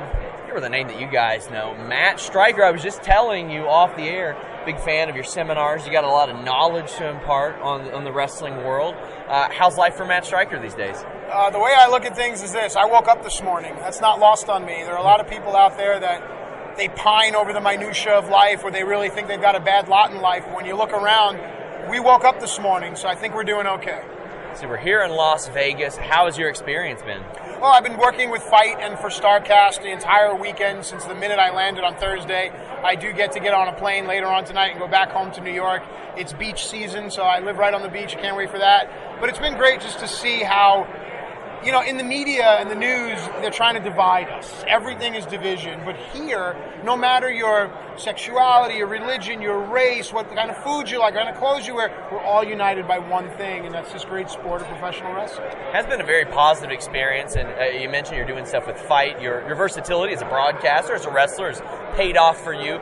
Do you see more wrestlers stepping into that full-time and really following that? The thing I'm noticing is that a lot of people don't realize there are so many elements and aspects. People call it a business. I didn't get into a business. I got into a sport. Then I realized that there's a business side to it. As far as other wrestlers trying to do it, it's not easy. And I'm fortunate to have gone to the Harvard of pro wrestling, whether you like them or not. WWE, I learned from Vince McMahon, I learned from Kevin Dunn, I learned from Triple H, from Arn Anderson, from William Regal, from Dean Malenko. That's an education that cannot be replicated. I mentioned to you, again off the air, you did this great seminar that I saw. When you share this knowledge, how often are you doing the seminars? Do you still do them? Yeah, I love doing the seminars, and I like to break it down to one simple question. It goes beyond wrestling, it goes out for people. Why? Why are you doing this? Why are you making this decision? Why are you allowing something to have control over you? Rob Van Dam and Jerry Lynn just did a panel, and Rob talked about mental health, and he talked about depression. And to me, when you give something power to impact your life, that to me is a choice. So finding out why we make these choices is so vital to me, and the seminars are a great way for me to disseminate that information, said the former school teacher. Well, when you ask yourself why you did this interview, it's because I bugged him too. Matt, thank you so much. I appreciate it. Thank you, and I like your work. All right, Fightful.com, we're out. What's up, you guys? Sean Ross Sapp, Fightful.com here with Mance Warner. Baby. King of Big Dog Side Lair to the light beer master of the pop-up headbutt, knee pad up, dramatic pause. Let me turn this around when I hit that dramatic pause. Knee pad down, baby. Old mess right here, Starcast 2. I poke God. What's going down, big dog? One of MLW's finest. Tell me, how did MLW reach out to you? How did this deal come together? MLW saw Old Master. They saw me fist fighting people here and there. Brought me in. And I'm out there right now just beating the hell. Can I cuss on here? Yeah, you beating the hell, the shit, the damn, the fucking out of everybody out there right now. Me and Sammy tore each other up a little bit ago. Now we're in a bit of a tag team out there. So we'll see what we get into out there. I was about to ask about that. Was that like sort of a mutual respect thing that developed between you guys that led to this tag team? Because as we've seen, he keeps his circle very close. That's very true. What happens is it's very few and far between where you find somebody that gets in the ring and they spit and they clone, they headbutt and eye poke and punch and kick. Sammy's he's a nasty guy, Old Master type thing, man. You got common people out there you don't like, and now you end up being in the tag team. There it goes. MLW is known, they give a little bit of a leash to some of the people under their contract, so you're still wrestling everywhere. What's it like balancing that with your MLW duties? Old Master loves it, man. I can't complain about nothing. I go out there every weekend. I get to hang out with the fans, pound light beers and fight, man. I love it, man. I can't complain about it. The damn thing at this point. As we finish out 2019, we still got about half the year left. What are you looking to accomplish in MLW? Anything singles, or are you and Sammy looking to really take that on? Old Master's always wanted just a couple things in pro wrestling. Hit that pay window and get the gold, baby. That's all it is. Show up there and get it done. I want to thank you so much for taking the time. Thank you, man. Thank you.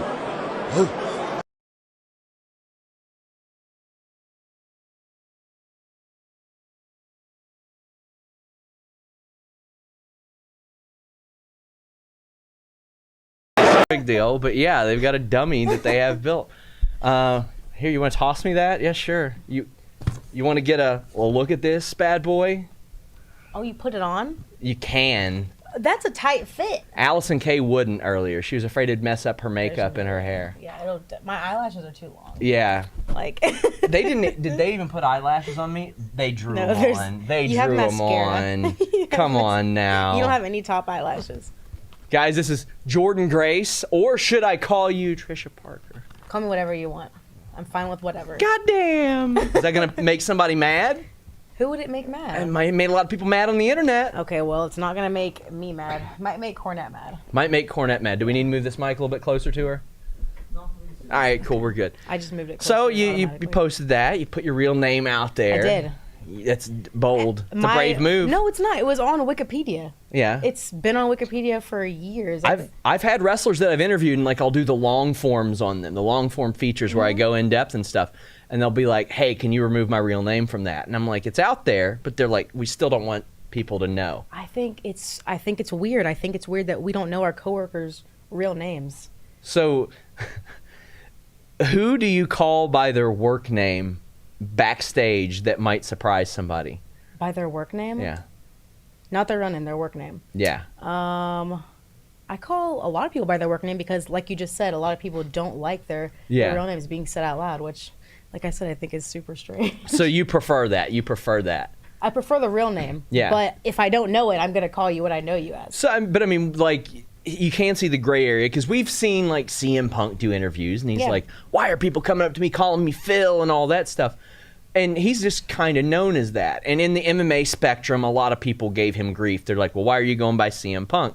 not realizing that lots of people use nicknames. Mirko Krokop, Chet Congo, they all use nicknames professionally and personally. Yeah, I understand that, but I think that wrestling is also in a period of transition.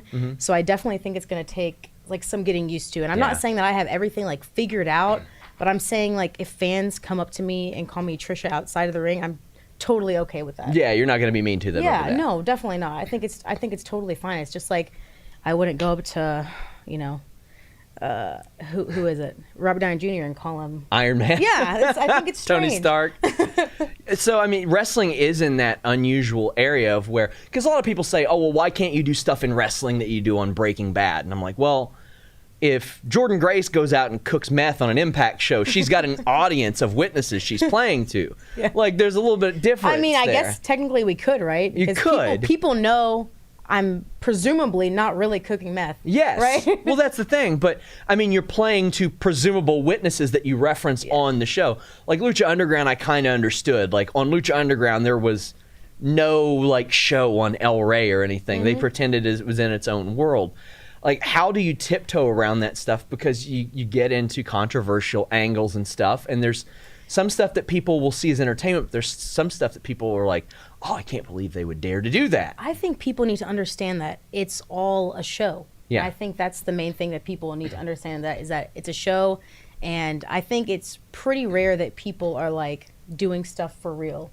And if I do something in the ring that people don't like, I don't think they need to like put that together with my personality outside of wrestling. Like, I'm not a bad person because of something I pretend to do. Like this whole Scott Steiner smacking me on the ass thing. Yeah, that blew up. Dude, like, it's ridiculous how many people are saying like, oh, you fell for everything you used to stand for. It's sexual harassment. How is it sexual harassment if I have agency over my own body and someone asks me if they can do something in a show and I say yes? And it's you playing a role, right? I mean, exactly. Like, I just don't understand how people can say it's sexual harassment when I gave permission for that to happen. So, I mean, when you look at that and it is somebody playing a role, has there been anything that you've heard and you've been like, nah, I'm not doing that. That's too much. Yeah, that wrestlers have asked to like kiss me in the ring, like stuff like that. And of course, I'm going to say no because I think my fiance would have an issue with it. Even though it is a show, I just still wouldn't do it out of respect for him. And I know there's a lot of actors and actresses who also don't do sex scenes just because of how it looks on them. How many tweets did you get when your contract status was a little bit up in the air that was like, oh, well, she's definitely going to Ring of Honor because that's where her fiance works? A million. Because I got several, and like, I don't think I'd ever spoken to you publicly at that point. So I was like, man, she has to be getting a ton of those because people just assume, oh, well, she's going there because she can't be happy anywhere else. There was a lot of speculation about where I was going, but most people thought that I was probably going to go to Ring of Honor just because that's where John is, obviously. And, I mean, he's got a big hand in that with the dojo and a lot of that. But, I mean, why do you think it is that people, for some reason, think that wrestlers in different companies can't coexist in a relationship like that? I have honestly no idea. I think it's because like maybe the companies are competing with each other. Yeah. So maybe there's like some kind of discord in the relationship because of that. But there's nothing like that between me and John because I don't really feel that Ring of Honor and Impact are directly competing. Ring of Honor is its own niche, or it used to be. It still can be, and they need to get back to that. But I think Impact is doing something totally different. They're doing intergender wrestling, and they have like this whole like liberal thing going on. I look at women's wrestling and Impact, and I'm like, man, that's the marquee attraction right now with the people. I think Kiera Hogan is incredibly underrated. I think she's really great. Taya Valkyrie has just exemplified champion. Tessa Blanchard, yourself, like, I look at that and I'm like, that's 4 really good pillars to have for a division. And they signed Tennille Dashwood, too, that has somebody with WWE exposure.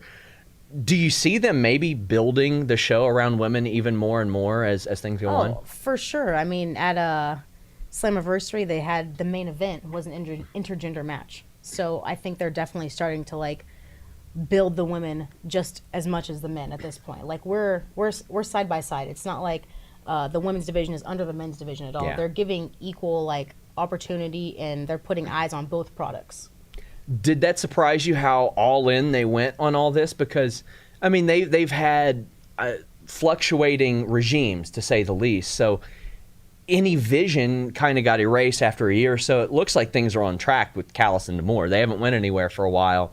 They seem to have a pretty distinct vision of what they want to do. Yeah, I think they have a really distinct vision of what they're gonna do, or what they're gonna do, just by hearing what they say in the talent meetings and like hearing what they say to me personally. Like, I'm super excited in the direction everything is going, and I think people, maybe they're not gonna be surprised, but they're gonna be like really like happy with what's coming up.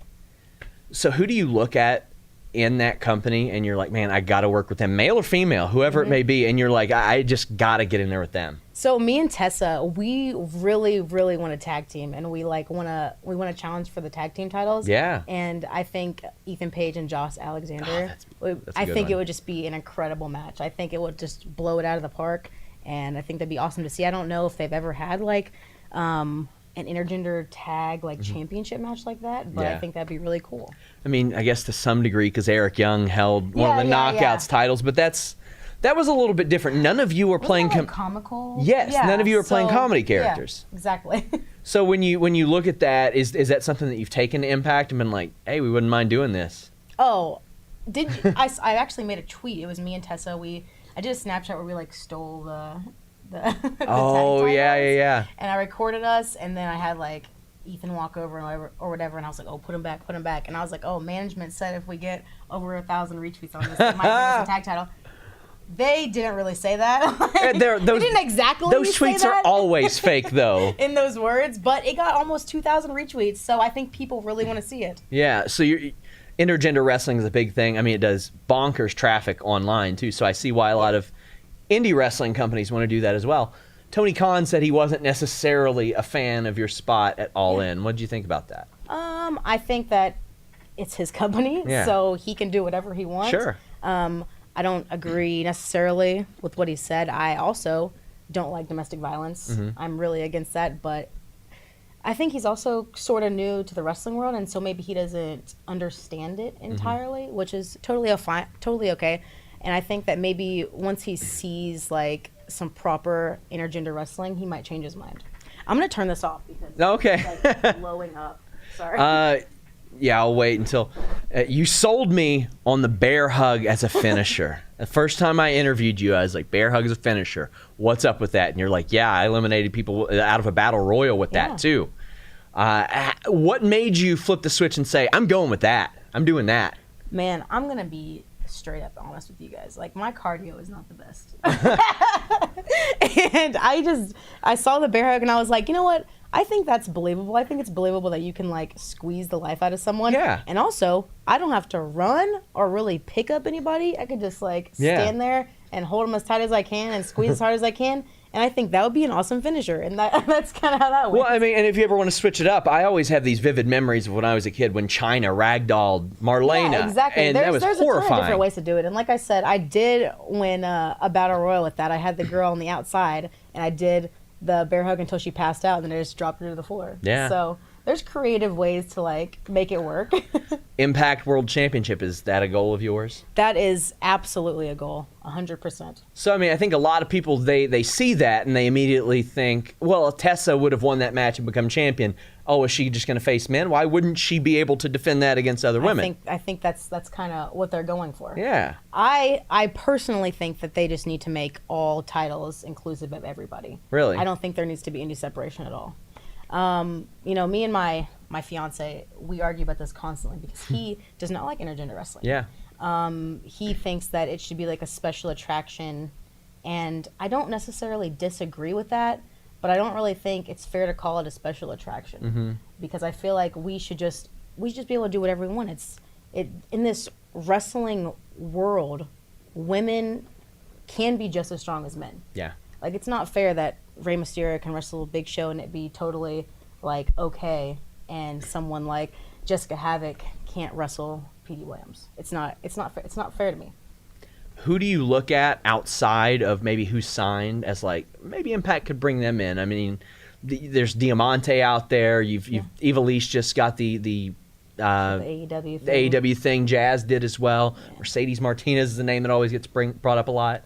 Yeah, I don't know what exactly is going on with Mercedes. I thought she was like going to be a coach at the Performance Center, so I'm not sure what's going on with that. But I know she's retiring really soon, but I think if Impact offered LuFisto something, I think that would be awesome. I think that, she definitely needs that. She's been wrestling for years. She's a veteran in the business, and I think it'd be awesome to have her there. I think it would definitely change her mind on the retirement thing.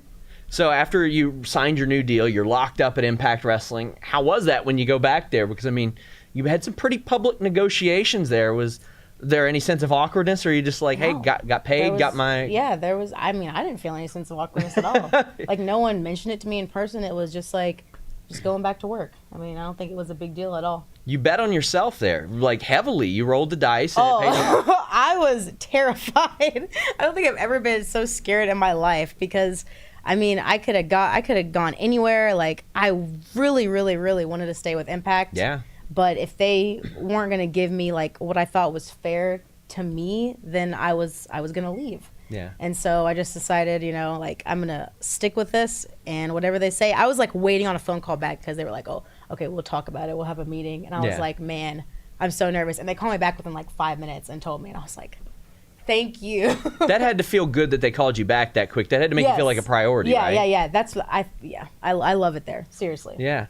And with the level of talent that is there, it's not hard to see why they'd want to retain you, because they want to stack that talent. Because let's be honest, quite frankly, if that didn't work out, you're not at any loss of places to work. I definitely don't feel bad or guilty about pressing the issue, because I think people need to negotiate for what they feel they're worth, and I don't think they need to just sign a contract right off the bat just because they're offered a contract. And did that make you feel more secure that you heard that? And that had to send also a pretty positive message to that women's locker room. Like, this is a woman who's important to us, and we made sure to lock her down. It may be when we should have earlier. Yeah, I think maybe, but a lot of these girls are already locked into contracts. Yeah. So I know Kiera signed a new one recently. Yeah, she signed a new one recently, and I hope she got what she wanted. But it's not as public, it's not as open between all the wrestlers as I think it should be. I think that we should all be like just talking about it and seeing what's like fair to each other. And I think we should all be getting what we're worth. Do you think that that's going to adjust more? Because just as things stand this week as we're filming this, Impact's on TV, Ring of Honor, MLW, NWA just announced tapings, AEW, WWE, not just WWE, they've got like 4 brands right now. Yeah. Do you think that's going to become more public among people backstage? I think so. I hope so. There's a lot of people that don't want it to be, though. All these like differing minds and opinions in wrestling, they're always going to clash. So I guess we'll just see what the future holds when it comes to that. And as I mentioned, NWA announced that they have TV. How, with not just them, but all these companies, how does that affect Impact? How does that affect you? Because, even though you're signed with Impact, you do work other companies. You work a lot of indie dates as well. Yeah. I think it's great that there's all these TV shows now and all these different promotions getting TV, because all it does is creates more opportunities for people. And if my Impact contract comes up in a couple years and I want to go somewhere else, I have all these opportunities to go other places, and I think that's awesome. Yeah. So as we look at that and we look at all these places that there are to work, how do you think that adjusts game plans? Because as I mentioned, it does seem like Impact focused a lot more on women's wrestling. MLW doesn't have a women's division. NWA, they've got a champion but not a roster of people. What kind of strategy can you see Impact taking to really capitalize?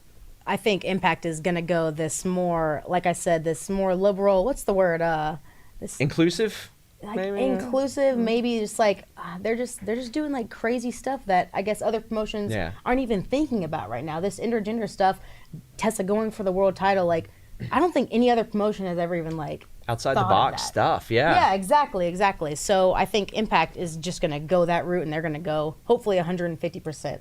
Yeah, and as we mentioned, the entertainment aspect of this and how it's viewed as a show, do you think that that's the mentality they're going to take? It's an entertainment show, why not? Yes, I think, didn't they just have someone run over a kid? Oh, yeah. Yeah, so I think they're definitely going to do that. I don't know, you might see me, don't take this out of context, but you might see me cooking meth in a kitchen one day. Okay. The kid was in the audience in the next shot, I think. And Eddie, I think it was Eddie Kingston. I'm pretty sure he ran over Roman Reigns last week as well. Eddie Kingston doing the damn thing. Man, so we look at that. We look at the way that Impact's going, and It seems like the roster, my God, that roster is insane. It's stacked, right? It's Yeah. crazy. It's like, I feel like it's like all the misfits that never really got like their comeuppance. And now when their contracts coming up, everybody's like, yeah. Hey, what's up? And then I feel like Impact got a lot of like eyes on people, and then people are like seeing that how good these people are. Like the Rascals, I don't know if anybody They're knew who they amazing. were before Impact, and now they're like these superstars basically. They're doing crazy stuff every single show. This iteration of the most recent iteration of LAX became one of the greatest tag teams in the world under the Impact banner, and got all these bookings. What are you looking forward to for the rest of 2019 in Impact, outside of Impact? Because I mean, they have you doing some other dates outside of that as well. Yeah, well, outside of wrestling, I'm excited for Bound for Glory. I think that's going to be cool. Like, I'm not going to say what's going to happen, but I think You should just say. You should give us the full rundown. Give me the script. I'm ready for it. You can transcribe the script. You can go to them and be like, "Listen, Scott, I'm ready to transcribe this. CC Sean at Fightful.com. Let's do it." Anyways, so outside of wrestling, I'm actually taking the whole month of December off. Oh, really? I don't think Impact's running at all. And so I'm not going to be leaving my house for probably 3 days straight. And I'm looking forward to that the most, to be honest. Not that I'm trying to push like the year by, because I have like, some incredible matches coming up and I'm going a lot of different places, but I hate flying. Like, it stresses me out to no end, and I'm just ready to just like relax for a month. But that's a luxury that not a lot of pro wrestlers at your level have been afforded. They can't take a month off. Yeah, and that's also one of the reasons why I wanted to, get what I thought I was worth with Impact, just because even though I'm not wrestling for that month, I'm still, guaranteed to be able to live my life. Yeah. Let the people know where they can follow you on social media before we wrap up. You guys can follow me on Twitter, Instagram, Facebook. All of them are at Jordynne Grace, JORDYNNE, or Trisha Parker. Guys, leave that thumbs up. We're out. Let's go ahead. And I'm you record this too. I'm going to turn on my recorder. All right, we're going to do the little inception right now. Because as we do this, and I'll... Ooh, there's fancy mics? Yeah, I've got 2 mics here. We'll sit in the chair. Try to hold it. Yeah. Yeah, sure. Try to... Wow. So... I don't want to give away your content, so let's keep this one. And then I'll give you some exclusives for yours. Yeah, so here's the first question. Right. This is a real interesting one. All right. I tried to set up an interview with you in Toronto a few weeks ago. It didn't work. Yes, I'm sorry about that. It's okay. It happens. But I did interview Jordynne Grace, portrayed by Trisha Parker. Yes. Okay, all right. And here's the thing. She goes, well, how are you going to interview him? And I'm like, well, he's in Toronto. And she goes, no, he's not. He's in the UK. Yeah. I was in England, yeah. But you told me you were in Toronto. No, that's where I live. It's near Toronto. Oh, see, there was some confusion. Yeah. Sorry. That's a hard-hitting question? Yes. Oh, no, that's not hard at all. I thought I was going to catch you lying to Jordynne Grace, portrayed by Trisha Parker. I thought like I was catching you. No, I was actually in the UK. Okay. For Southside Wrestling. See, because like I even showed her like I was like, listen, look at this. She's in Canada right now. Yeah, because she sent me a message about it too. She's like, hey, are you supposed to do this interview? And I was like, I think we set something up, but I'm in England. I'm not in Toronto right now. Now, see, I think the wires got crossed because I was like, where are you? Like, where are you? I think maybe you thought I meant where you located. Well, no, because I actually did. I'm going to stop filming on mine. I'm sorry. Sure, you guys can sure. do your thing, yeah. I wanted to do it during the week, I think, because I had 2 shows in Toronto for the SummerSlam weekend, Wednesday and Thursday. Yeah. So I was there, but on the Friday morning, I flew out to England. Oh, so you were there Thursday and Friday? Wednesday, Thursday, I wrestled in Toronto, and then, Friday. Were you at Midtown, the event theater? The Smash shows? No. Okay. Yeah, they won't book me. Really? Why not? Because I won't work for them. Why? Why is that? Just like personal grudges and stuff. Really? Yeah, it's just you not... beefing with Sebastian Suave? What's going on here? No, he's not worth beefing with, so that's why I'm just like... Really? Yeah. So it's just something I just avoid. I don't wrestle in Canada very often. Just for myself. Alpha One Wrestling, check it out. That's interesting. See, I didn't know all this. They were very accommodating to me. I'm sure. Yeah. Because you give them good press. And of course, yeah. Yeah. Everyone's accommodating when you can give them something in return. Well, not everybody. I've dealt with some PR people that got mad that one of our writers, who only has like 1,000 Twitter followers, interviewed one of their people with like 400, and they're like, WWE wouldn't want you to do that. And I'm like, they'd probably be stoked if we did that, if your people couldn't get your face on a screen at all. Like, we've had some people. Not Impact, though. Sure. Okay. Not Impact. Impact's been all right? Ross is really good to us. Yeah. There are sometimes I'll get the, hey, there's no availability. And I'm like, God damn it. But there are some companies that will just be like, no, we don't want to get press for our people that have nobody knows exists. Well, okay, so my thing is, let's say the company might have a big following and they think that they're doing it all themselves. Yeah. Why not have your wrestlers, because I'm assuming it's not WWE. Yeah.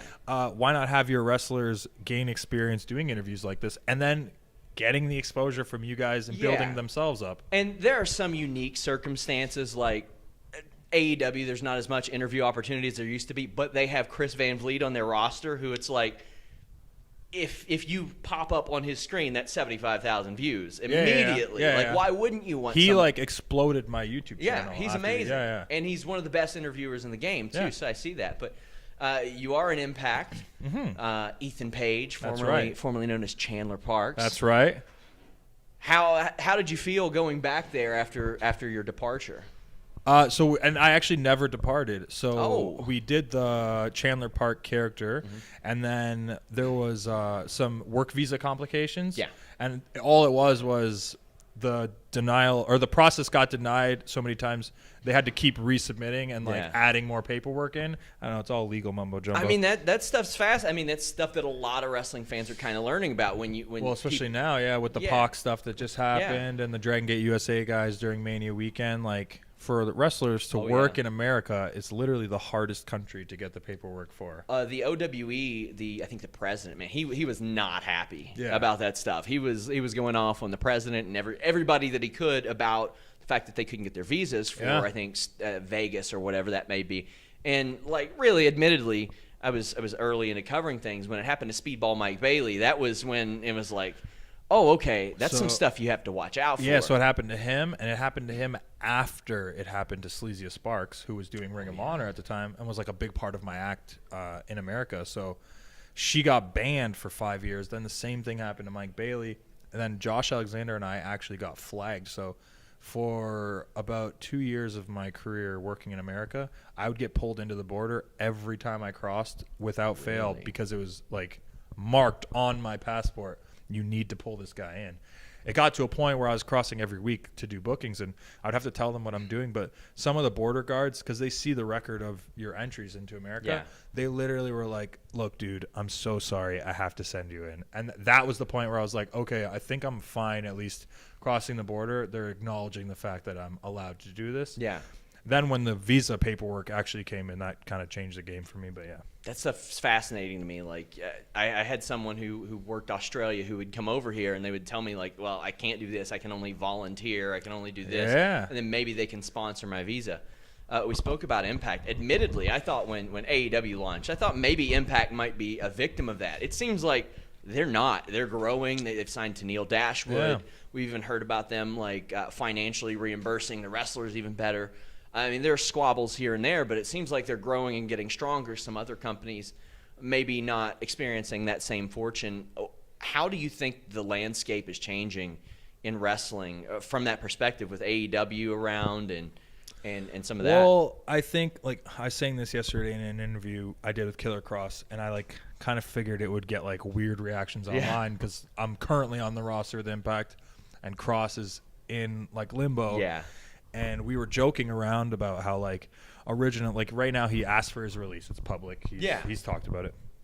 So I'm not, like, breaking news or anything or stirring the pot. But we were joking around about how, like, originally there was, like, an unwritten rule backstage. It was like, look, like, we had meetings about it. And it's like, if you don't want to be here, just let us know and we'll let you go. Yeah. That's not a rule anymore because the landscape of wrestling has changed drastically. Categorically, yeah. And it's like, if you don't want to be here, kind of too bad because we need as many stars as we can. And like, that's not what they're saying. I'm not putting words in their mouth at all, but it's also a business, and like, sure, we're in competition now with so many more companies. It's just like, Yeah, we can't lose big name stars like that. And can't just be letting guys out of the And Kross is a name that's exploded over the especially last recently, yeah. Yeah, and he's a very versatile guy. He's done the Bloodsport thing. He did the Natural Born Killers shows, And he's great on the mic. Which are blowing up. Yeah, great on the mic. Oh yeah, and he's a versatile guy because if he didn't want you to know that he had a shoot background, you would never know it based on like how he wrestles. He's able to transition. I had asked you on a media call about how one time where like you keep like an X Division style almost. I try. Yeah. And one of the most unique hybrid moves of that body slam off the top rope. I love that. Thanks. It's like a concept that it's like, okay, why didn't people do that before? I actually stole it. Did you? Yeah, I mean, maybe my memory is different and it might have been a different move or different wrestlers, but I'm 99% sure this was at a IW Mid-South show before they even started blowing up with Colt Cabana versus CM Punk, and I'm pretty sure they did a body slam off the top. That's awesome. I wasn't even a wrestler yet. I was just watching music videos with my friend in elementary school at the time, and it just stuck with me because I was like, it's the most basic move of all time, but they brought it to like the ultimate level. So now I've been trying to like change my moveset to be the most basic moves in wrestling. Like I do a backbreaker, that's one of my moves, but I try and spin over 360 degrees. That's great. Just so it looks like it's like, oh, he's the best at doing that basic ass wrestling move. Yeah. And same with the body slam off the top or the power bomb. I'll just try and launch the guy as high as possible. Yeah, you see people like they get creative with simplicity. And that's what I'm trying to do. Yeah. Yeah, there's an art to that, and I think that works because the first time I saw that, I was like, man, that just sticks. That works. Do you remember the first time you did that? I want to say the first time I ever did it, maybe a first time I ever did it on a show that people would see was I think at Evolve with Darby Allin. Okay. Yeah. I was gonna say, was the person who took it like, well, let me see about this, but if it's Darby Allin, yeah. No, what kind of a bump am you know I what? taking? Maybe I tried it on a couple indies first before that, but yeah, that would be the first one where I remember seeing a photo taken of it and like I was holding him up and like you see the whole ring and it's like, oh damn. And that was many years ago and I've been trying to do it as much as possible ever since. So Impact, you're still working some other dates too. Why is it you don't work Canada that much? One thing is a money thing with sorry to get too inside baseball here with my real life, but the American dollar is so strong right now. Yeah. So for me, let's just say today I got paid $500 to wrestle in America. That's almost $700 for me. Yeah, Canadian. So, yeah, it's 75 cents to $1 right now. I'm up on that conversion rate with the Toronto parent company. Yeah, so for that, like, I'll work in America. I'll sell a T-shirt for $20. I got it printed in Canada. I go back home with 20 American. It's $22.50 or $23 or whatever it is. That is such a big difference. Also, convincing promoters of like the price to book me with the exchange is not really something that people are willing to spend. So, and I fall victim to that too, running shows in my hometown. When I book these American talents, like let's say I book a big name and they're 1,000 American, they're not 1,000 American, they're 1,200 plus their travel and hotels and stuff. So where do you find yourself working the most? The States. Well, I mean, obviously the States. Like Chicago. I'm in this area at least once a month minimum, sometimes twice a month. And when I come out here, I'll usually stop in St. Louis for like a Glory Pro, or Black Label Pro is in Indiana. It's like an hour from here. Oh, yeah. And then Freelance Wrestling, Warrior Wrestling. So there's 4 companies right there regularly that I'm doing work with, and that's all in this area. And everywhere else is kind of just like when it comes up or what comes my way.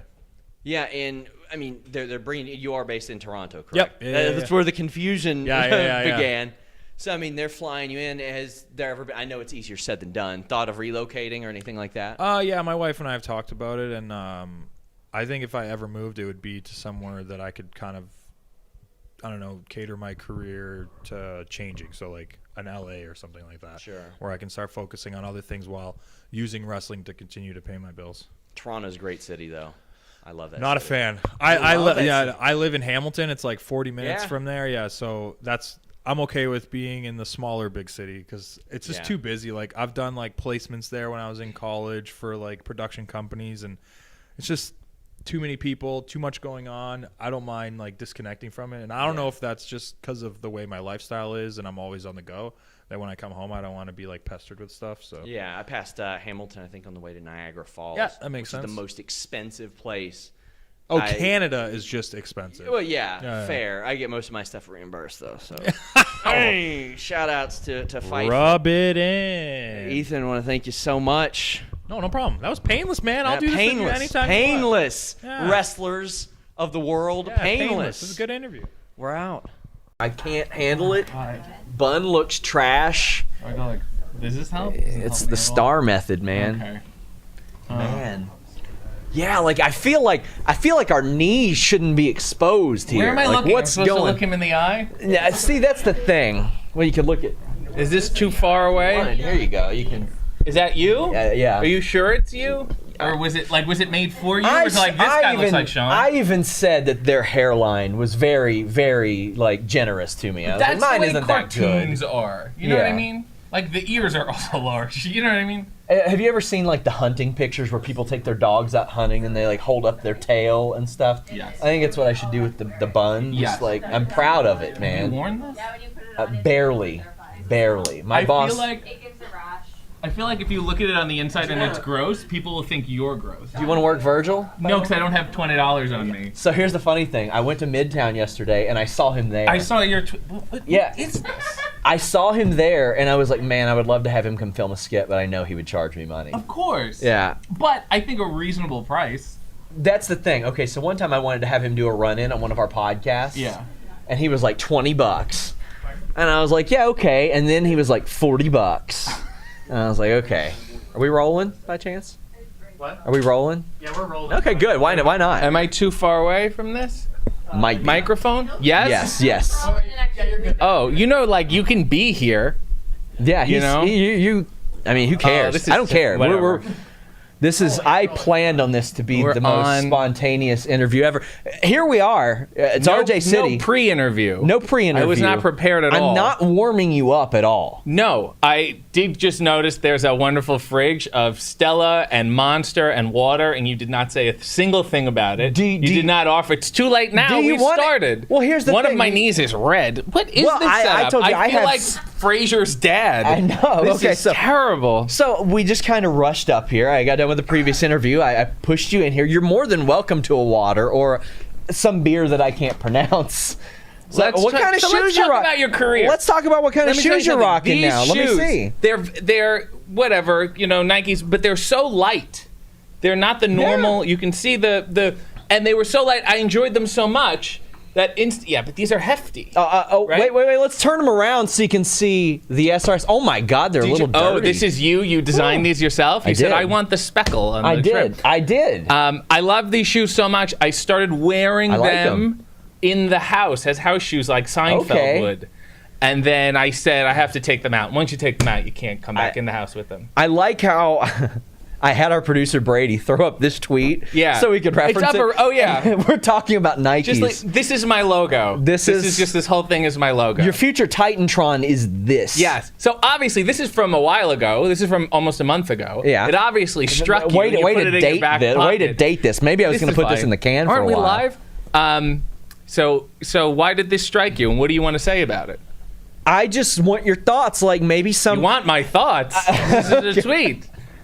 Okay, so say that someone doesn't wash their ass and they still like rim jobs. Yeah. Well, first of all, they're a disgusting human being.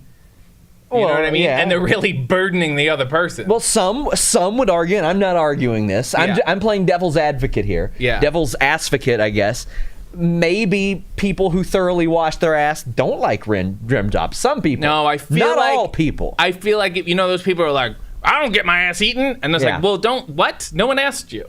Yeah. They get weird. They get almost homophobic about it. They get really aggressive, and it's like, listen, if you had really been in your ass, which everyone should be, because we should all have clean-ish asses. You're not clean unless you use wet wipes. Not that we should do colonics. Not that we should spray distilled water up there, because the intestine should be relatively dirty because there's bacteria counteract them. I digress. I've lost your whole wrestling base already. I just want to say, we've got an honest-to-God world champion, like, sitting Just like, what the fuck am I doing here? The wonderful Greg Gagne is with us. Greg Gagne.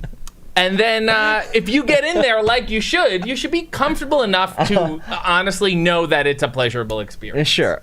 So you're when you say that, when you say, I don't like rim jobs, it tells me I have no experience with my own ass. I'm frightened of my own ass is what it's telling me. At what point did this epiphany hit you and you were like, that's the only reason? In the shower. Why? Okay. And I was like, see, I did, if you had been watching me take a shower, you would have seen all this steam and then see me go, see? And then that's where the tweet came from. I mean, let's be honest. You're involved in show business as well. Yeah. Is this like a thing that you picked up from show business? Because you don't hear all this ass-eating talk in pro wrestling. I first heard at a poker table, Ed Asner told me. Oh, okay. Yeah. So I said, if it's good enough for Ed's ass, it's good enough for mine. It's good enough for yours. Yeah, if it's good enough for a Lou Grant rim job. I call them Lou Grants now. Uh-huh. Give me a Lou Grant. And they say, you got spunk. I'm going to pretend that I know who some of those people are. Is there anyone over the age of 62 that could perhaps interview me? It would be a lot better. So we will talk. Hey, do you want a Stella or a Monster or anything? Do you? Do you? No, I was just offering. I have a water. What do you right have? Here. Oh. I have a water. Would you like some of it? No, thanks. It's okay. It's okay. very smart water. No. So we will talk a little bit about wrestling and as. Yeah, sure. Wrestling sounds like fun. Yeah, there's some things like you're doing. As we film this, 2 shows tonight. Like, yeah. Ideally, I would be doing this interview in between your 8 p.m. booking and your 9 p.m. booking. But that's not happening. No. And I also don't like, and this is a question I have for you. Okay. Because I've seen your work. Okay. Because you retweet a lot of it. And when you're interviewing people, like on the scene, at a convention or something, you have that shitty little tape recorder thing, right? Okay, so if you want... Lindsay, you want to toss over my backpack here? Oh. We'll bring in Lindsay. People know who she is. Lindsay, ladies and gentlemen. Lindsay, thank you. Just the arm. Wow. So first off, professional setup with the backpack, right? I want to have you grade this. Okay. MJF was the first person to see it. Yeah. He didn't like it. Yeah. He didn't like it at all. Because in fact, the other thing you had. Look, I've got like. This is something. Compared to what you had before. Well, we're working with it. Much better. I'm new here. To me, I feel like the other thing, I'm like, how do you even feel like an interviewer? I've got a 4K camera, You're holding though. out that nobody cares about. Everyone's watching this on their phone. Video. They're watching this on their phone on Starbucks Wi-Fi. It's the lowest resolution. That's a good point. No one cares about quality anymore. It's just content. Well, what are you putting out today? Segue time. Segue time. NWA, MLW, Ring of Honor, Impact, WWE, NXT, AEW, they all got TV. Well, TV is a relative term, but okay. Sure. Everyone says, we have TV. I'm like, do you just have a YouTube show? Well, maybe. I'm just whatever. I'm just saying TV, the word, the phrase, the whole business is changing. Not even wrestling, television. We can take the tweet off, by the way, now. We can get rid of that. Is there any other ones? Is this it? Is this all I've tweeted about rim jobs? That seems strange. So what does that mean for RJ City? This is like feels sparse now. What does that mean for me? Yeah. What do you mean? Well, I've been on TV. I'm in syndication in over 100 countries. I know that. I'm aware of that. But I'm a filmmaker. I'm a raconteur. I have 2 things, non-wrestling things in development right now. What's that? I'm not telling you because they're in development. One somewhat wrestling related, but idiotic, and one that's not my demographic at all. And I'm hoping that demographic doesn't find out about the wrestling demographic. Yeah. I don't think they'll coexist very well. And then what else? And then every Sunday morning, I do live on YouTube. I make coffee in my underwear. Is that on TV? Does that mean I have TV now? It is if they've got a smart TV. Sure, whatever. Smart water, smart television, smart TVs. smart people. We're here to rock it. So, I mean, but what does that mean for your wrestling career? Because it is, like, that's not all you're doing. What are you asking? I'm what does asking, that mean for my wrestling career? Like, what would the expansion of wrestling content, as you say? Yeah. I don't want to say TV. Right. Well, it's not. Yeah, okay. It's you'll not wash all your TV. own ass about it. You mean it's more than it is more than standard television? It's HBO. It is HBO. HBO. What does it mean? Yeah, I will say when content. What do you think that it will mean for your pro wrestling career, your schedule, for a lot of my that? career, or just in general? Will it change things? What if one of these companies comes and makes you an offer and says, "Hey, but maybe you got to scale back"? And I've said no. Yeah, okay. Because whatever, some of them are not very good. Not very good for me. Yeah. For someone else, they may be great. Yeah, was not in my particular genre of idiocy.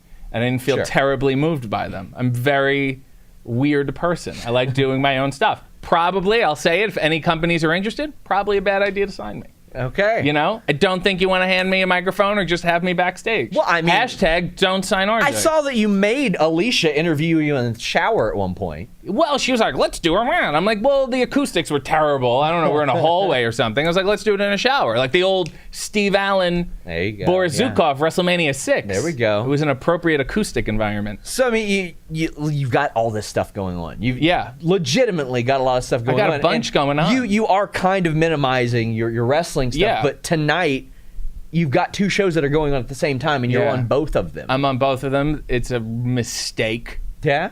At this point, I should just not be on any of them. How far apart are they?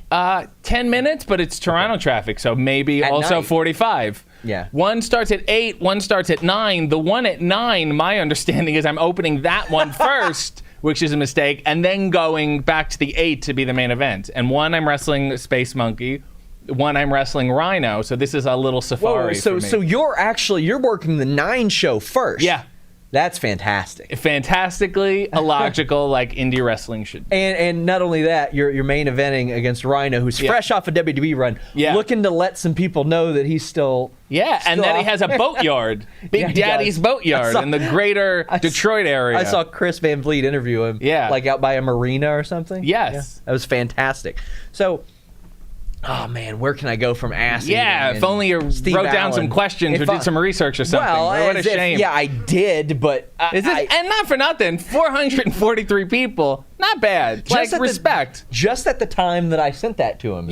So now, who knows? Probably 500. Yeah. By the time this interview ends, at least 460. We'll get you another 3 or 4. I appreciate it. Go back. What was it? July 14th? Not you. You don't have to go back. He had his hand on the switch. How is that not your pinned tweet? Take it easy. My pinned tweet is the entire anthology of the David Arquette feud. Okay, that's fair. That is something, and that is something you've done. See, I didn't want to just be like, oh, you and David Arquette, you're buddies. Yeah. Because I get the feeling you're asked that quite a bit. Wouldn't even say we're buddies. We're contractually obligated associates. Okay. Yeah, but I didn't want to hop right into that because I get the feeling you're asked that a lot. Yeah, I also, there's bigger celebrities I know, but whatever. Go ahead. It's fine. Let's name some. David and I are both friends with Paul Rubens. I think David would put Paul above him. Sure, yeah. Easily. Ruth Buzzy. Does anyone have television anthologies or some kind of thing? She was on Laugh-In. She was on the Dean Martin Roasts. Okay. Nothing? Okay. No. Mario Cantone.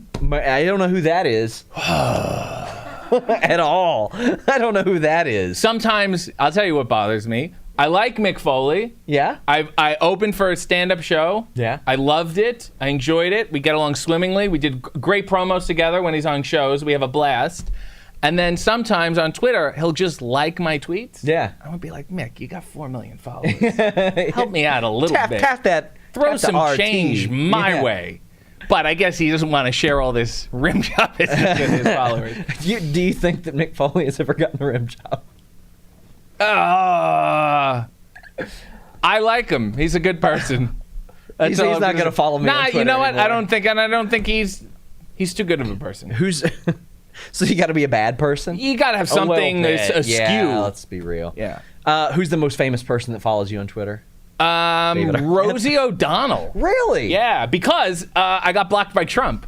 Okay. So after that, she was like, let's all get together. So I don't like to get political and stuff, but I was talking to the OWE VP. Yeah. And he straight up in the middle of the interview was like, yeah, we didn't have some visas cleared. Trump. Well, it's like, which is so probably not. It's like, all right, cool. Yeah, I would love to know what that process is. I don't even feel like Trump is aware of that visa process. I get the feeling he was like, fuck T-Hawk, fuck Lindemann, fuck SEMA, they're not coming. But they all did. So. Yeah, so it worked out in the end. It worked out in the end. But and it can work out in your end as long as you keep it clean. Yeah, there's a good... And see, you should have a sponsor. You should have a blue tube for your ass. They do sponsor me. Oh. They do sponsor. They do? Yes, they do. Could do. have fooled me. Well. Anyway, what's your next question? Oh, you don't have a list. I don't have a list. Do you want a Stella? Do you? No, I'm good to sit here. I'm fine. I'm getting you. No, I'm going to get bloated, and then people are going to confuse me with Rhino when we get to the match. Here you go. Let me just hold it. Here you go. And I don't want to give them the free plug, so I'm going to put my hand over the logo. Not YouTube star, RJ City. This is how you know I'm turning into my mother, because my first thought, instead of drinking the beer, was to go, oh, that's so nice. God. Oh, that anything feels else great. you want to get out there? Anything else you want to get out there? Like plugs? Yeah. Like that kind of thing? No, I feel like people can look me up and follow what they want, and then not follow what they don't want. We're in a digital age. Nobody's sitting there with a pen and paper. You just told me to make a list. Come on. You're stressed? I am. And you need to calm down. Leave a thumbs up. Until next time, we're out. Probably good.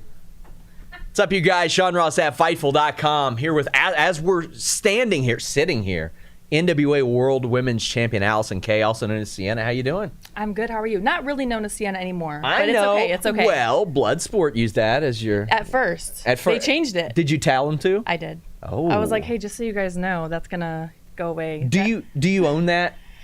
No, but I'm allowed to use it. However, so here's the thing. My Instagram and my Twitter are verified as @Sienna. Okay. And so if I change the handle, you lose it. I lose the verification, which at first I thought was maybe a big deal. Now I'm thinking not so much because it's confusing people. Yeah. And people just see my handle, so they're calling me Sienna. So I need to change that. Also, one-word handles are very sought after. I've learned. Okay. Because I get harassed by 12-year-old Siennas on the daily. Ooh. Via DM on Instagram. Is there another famous Sienna out there? Sienna Miller. Okay. I get tagged in a lot of her stuff too. A lot of people, really young and really old, don't fully understand how to tag people on Instagram. So I get tagged in pictures of 10-year-old Siennas, horses. That's a very popular horse name I've learned. And sometimes a minivan. Okay. So what made you decide to do that? Because if I remember correctly, Impact had a thing where they were like, okay, basically all of our IPs, we don't give a shit about them. Anybody can use whatever. And that's what EC3 happened. snatched his stuff up real quick. Yeah, a lot of people want to keep theirs when they've been that for a long time. Yeah. I was Sienna for a couple years, and to be perfectly honest, I've always hated that name. Okay. I didn't like it. I didn't want it at first. I tried to push for other names, and none of them stuck. I did not want a one-word name, and they were not having it at the time. And then, of course, shortly after, they're like, everyone can just be their indie name. Yeah. And I'm like, are you kidding me? Yeah, I was very surprised when they did that because, I mean, they went to battle with, like, Matt Hardy and the Hardy Boys over that stuff. I think that's probably why after that, they're like, you know what, just... More bad will than anything good that could come to them. So you're going by Allison Kay now, and Bloodsport does have it changed. I'm real excited for that because, quite frankly, we don't see a lot of that style in America out of women, and we're going to see that with you. Yes. And Bloodsport is, I mean... Fightful covers MMA, boxing, pro wrestling. That's kind of our wheelhouse. We love that type of thing. Killer Kross ran a very similar show a few weeks ago, Natural Born Killers.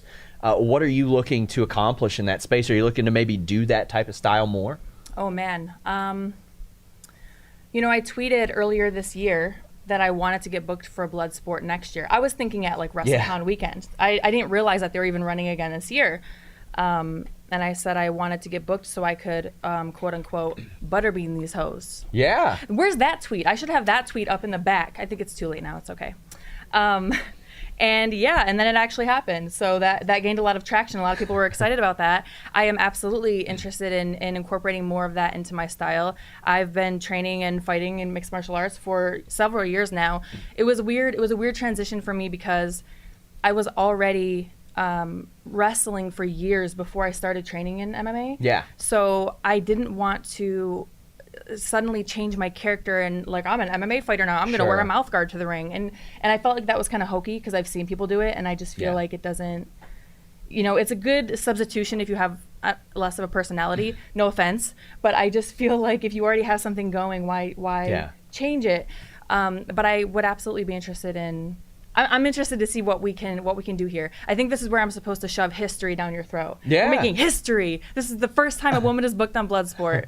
So you mentioned Butterbean. You know that he beat like 3 or 4 pro wrestlers' asses. Like Sean O'Hare, the guy that played Carlito's second, he beat all their asses. Yeah. But he also got tapped out by like a 150-pound guy. Look, when it comes to stand-up, Butterbean had them hands, okay? That's true. So we'll just go with that. He makes ivory tusk razors now, like as a hobby. Really? I interviewed him a few years ago. Also, you're NWA World Women's Champion as we film this. Yes. And they have a different championship than the one that Jazz had kind of put out there. Yes. Okay, there's so many questions I have about this. First off, how did the NWA thing even come about? Like, how do they approach you and say, okay, we're ready to go with you? I've been good friends with Lagana for many years. He's actually how I got into Impact. Oh, so okay. he was following my work, he says anyway, for many years, and then he contacted me about Impact to coming to one of the Knockouts pay-per-views, and that's the one I ended up getting hired at. So when he kind of got involved in the NWA stuff, and I had no contract ties, he reached out, and that's kind of how it came about. The belt is very different. It's an older version of what it used to be. I want to say like the 2014 version or something. Yeah.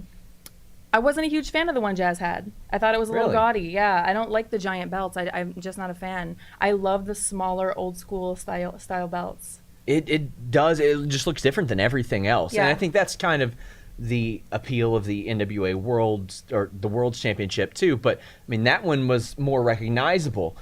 When they made that move, was that something they told you, hey, we're going to go with a different belt too? That was actually a decision that was made at the Crockett Cup. Oh, so really? they had both of them. Yeah. There were a lot of rumors going around, and some people were like, oh, Jazz didn't return the belt or something like that, but that's not true. She did return it in time. We had the option of which one we liked better. I liked the smaller one, Billy liked the smaller one, and really he's the one that made the decision. But it was fortunate that was my pick as well. Now, I don't know if there's things that maybe you can't talk about there, but what exactly happened there? You were supposed to face Jazz, and that didn't end up happening. Yeah, I honestly, what I know is that it was the same thing that she tweeted, that it was medical and it was personal, and I still don't know all the details on that, and I really hope that down the road we do get to have that rematch, because I was really, really looking forward to that singles match. She's booked as, like, again, this has been a bit newsworthy week, booked for an AEW Battle Royal. She gave me the headline, "I'm nobody to fuck with," one time. I was very happy with that. But NWA also announced that they have a series of tapings coming up soon. What can you tell me about that? You probably know more than I do at this point. Well, I feel like that's your job to get all the dirt. Dave told me to ask you. He told you to ask me? He told me to ask you and to tell me everything that you know. That's what he said. Okay. Let's see. What do I know? I know that it's starting in late September. Late September in Atlanta. / October 1st or something. Yeah. In Atlanta. That's about it. That's all the insider information I have. I'm very excited to be back in a studio. I like those settings.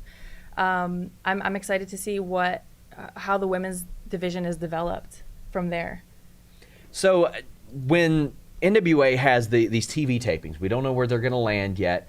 How will that affect your future bookings? Because, I mean, are you contracted to NWA, kind of like we hear that Eli Drake is, that Nick Aldis is? You kind of freelancing for them while champion? How does that work out? I'm working. How do I word this? I am working, obviously not exclusively with them, because I'm taking indie bookings too. Stuff. But yes, I am working with them. But Nick Aldis does indie dates too, but does it as NWA champion. Is that something you're looking to do more? Is defend that championship? Maybe globally, like he is. Like, I think he's been overseas and done that. Yeah, absolutely. I do think that with the TV deal, I think a different arrangement is also going to come about, most likely. I just don't know exactly what that means yet. What do you think of the kind of severed ties with NWA and Ring of Honor? And honestly, I mean, I'm not trying to get you to crap on Ring of Honor or anything when I say this. It seems like there's some instability there. The things that I had heard was that they weren't as receptive to pitches from anybody, whether it be from people that were running the dojo or maybe NWA or anybody like that. And NWA has been proven that they can develop content and interesting content. They made me interested in a 52-year-old dude that I had never heard of besides Wikipedia. What do you think of that tie being severed? I am a little sad because it was fun in that locker room with those girls, especially the ones that are coming up now. Like, I got to see Angelina and Velvet after a long time. I worked with Angelina on the Indies for a long time, worked with Velvet and Impact for a brief time. Maria Manic was there, and so I got to see her a lot. I only did a couple of the ROH shows, so I didn't get a lot of those experiences to really know if it was a great thing or a bad thing or somewhere in the middle. So, I mean, NWA isn't the only person you're working for these days, and definitely isn't the only person you've ever worked for. You had WWE dates last year. You've been in and out of Impact. Oh, my God. Keep talking. Where does like your relationship stand with Impact Wrestling, with WWE, those places, and my head? I feel like I should have brought my championship with me. We were wondering if you were going to. We have a Fightful championship around here somewhere. Where is that bad boy? You can hold this one. You can hold this. Make a cameo. I thought maybe holding something in my lap would feel more natural. Look at that. Look at that. Thank you, Mysterious Arm. That I there don't you think go. made it on Definitely screen. not RJ City at all. We'd have to pay him for the cameo. Look at that. Look at that. A real champion, unlike Melissa, who she'll love that. Melissa, Who's Melissa? My other producer, who the one over there. no, Oh, okay. another producer who technically beat me up and won that championship. Oh, I see. So this is the closest I've ever really been to it. Is my head being near that championship. Sorry, I didn't mean to distract you. You were saying something about I WWE. was okay. Well, what kind of feedback did you get out of the Mae Young Classic? My head would not fit in this. I just want to let you know. Is that because of the hair, or do you just I have a got a big head? I have a giant head. A lot Let's of hats, see. A lot of hats don't fit me. Let's see. No, I'm not. This thing probably stinks. What? What's that supposed to mean? What's that supposed to mean? You know what? I like that it has a little top knot. Anyway, if we've learned anything out of this day in this set of interviews, is that if something stinks, you just wash it and you're good to go. That's it. Hopefully, well, wash it then. It's been. And maybe people will put it on. I never touched it before yesterday. I guarantee you, it doesn't smell.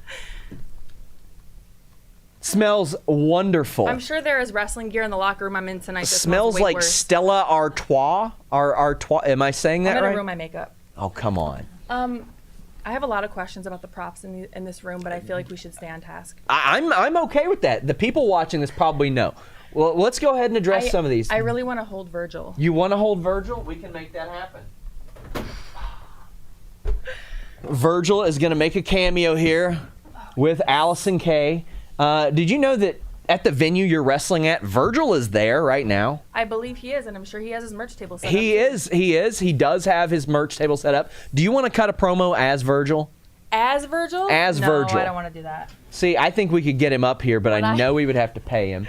There's somebody who I won't name whose face that we covered up, and I'll show you the face without you saying anything, so you kind of know who. Oh, I already know who it is. Oh, okay. I can already tell who it is. Good. But for reasons, we covered that up. We have one that my boss will not say her name for legal reasons because quite honestly, they tried to sue us last year. Oh. But we have a John Cena mask over there. Maybe that's more your style. Are you allowed to say that name? We're allowed to say that name because Okay. he's not really a prop here. Oh, okay. I don't think he's going to sue us or anything. But feedback from the Mae Young Classic, what kind Yes. did you get from that? I got so much good feedback that I almost thought people were lying to me. Really? Because like when something like that happens and you don't necessarily, like everyone, goes into something like that thinking, okay, my ultimate goal is to get a contract or something Sure. like that. If that doesn't happen, you think like, well, I did something wrong.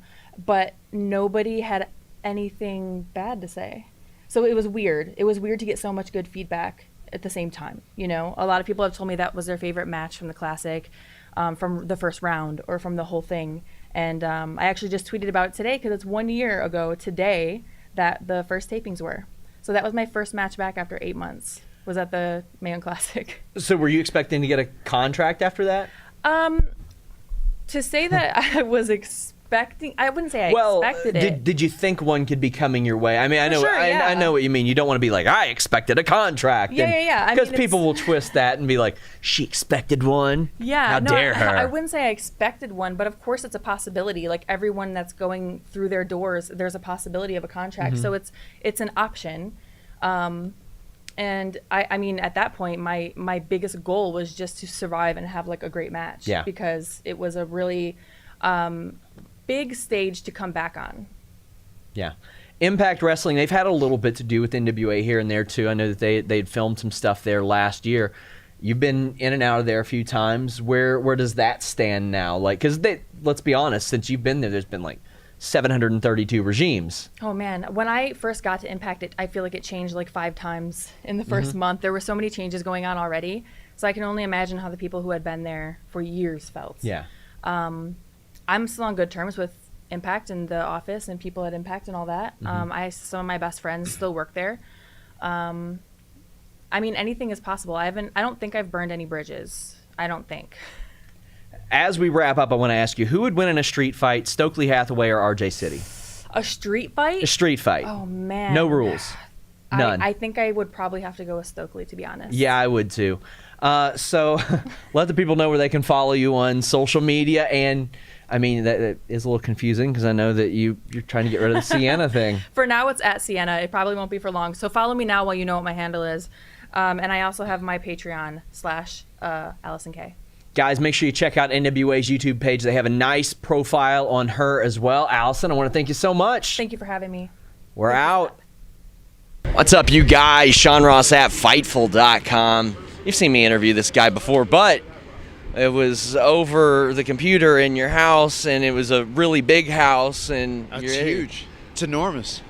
And your internet didn't reach all the way. It was so big. It's colossal. It is colossal, but I've seen the social media posts. You say it's hard being you. I'm the last person at this junket that gets to interview you. You could say it's hard to be me. Yeah, you don't understand is actually technically the way the line goes if we quote it. Okay. But I was just going to say that is something that I have been doing while I've been off television. Obviously, I'm in a transitional period.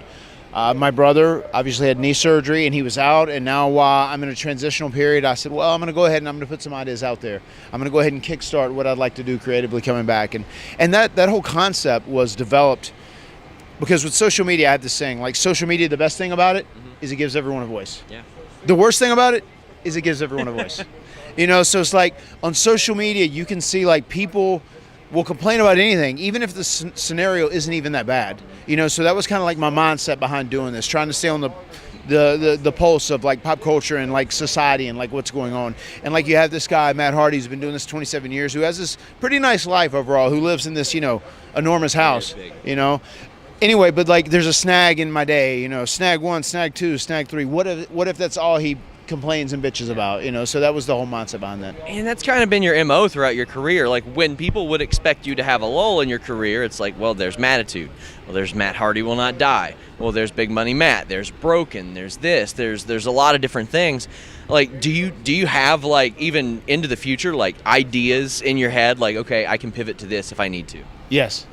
I have at least 2 other good things like in mind right now. And that's the important thing, especially for me now, because I am much more entertainment driven than I am athletically driven. So it's important for me to have those things. And also as an artist, that's very cathartic for me. And I enjoy being able to like come up with this cool creative idea and then like apply it to something. And that's what it takes to survive in this day and age, because the people's attention spans are so short. Characters constantly have to change and evolve constantly.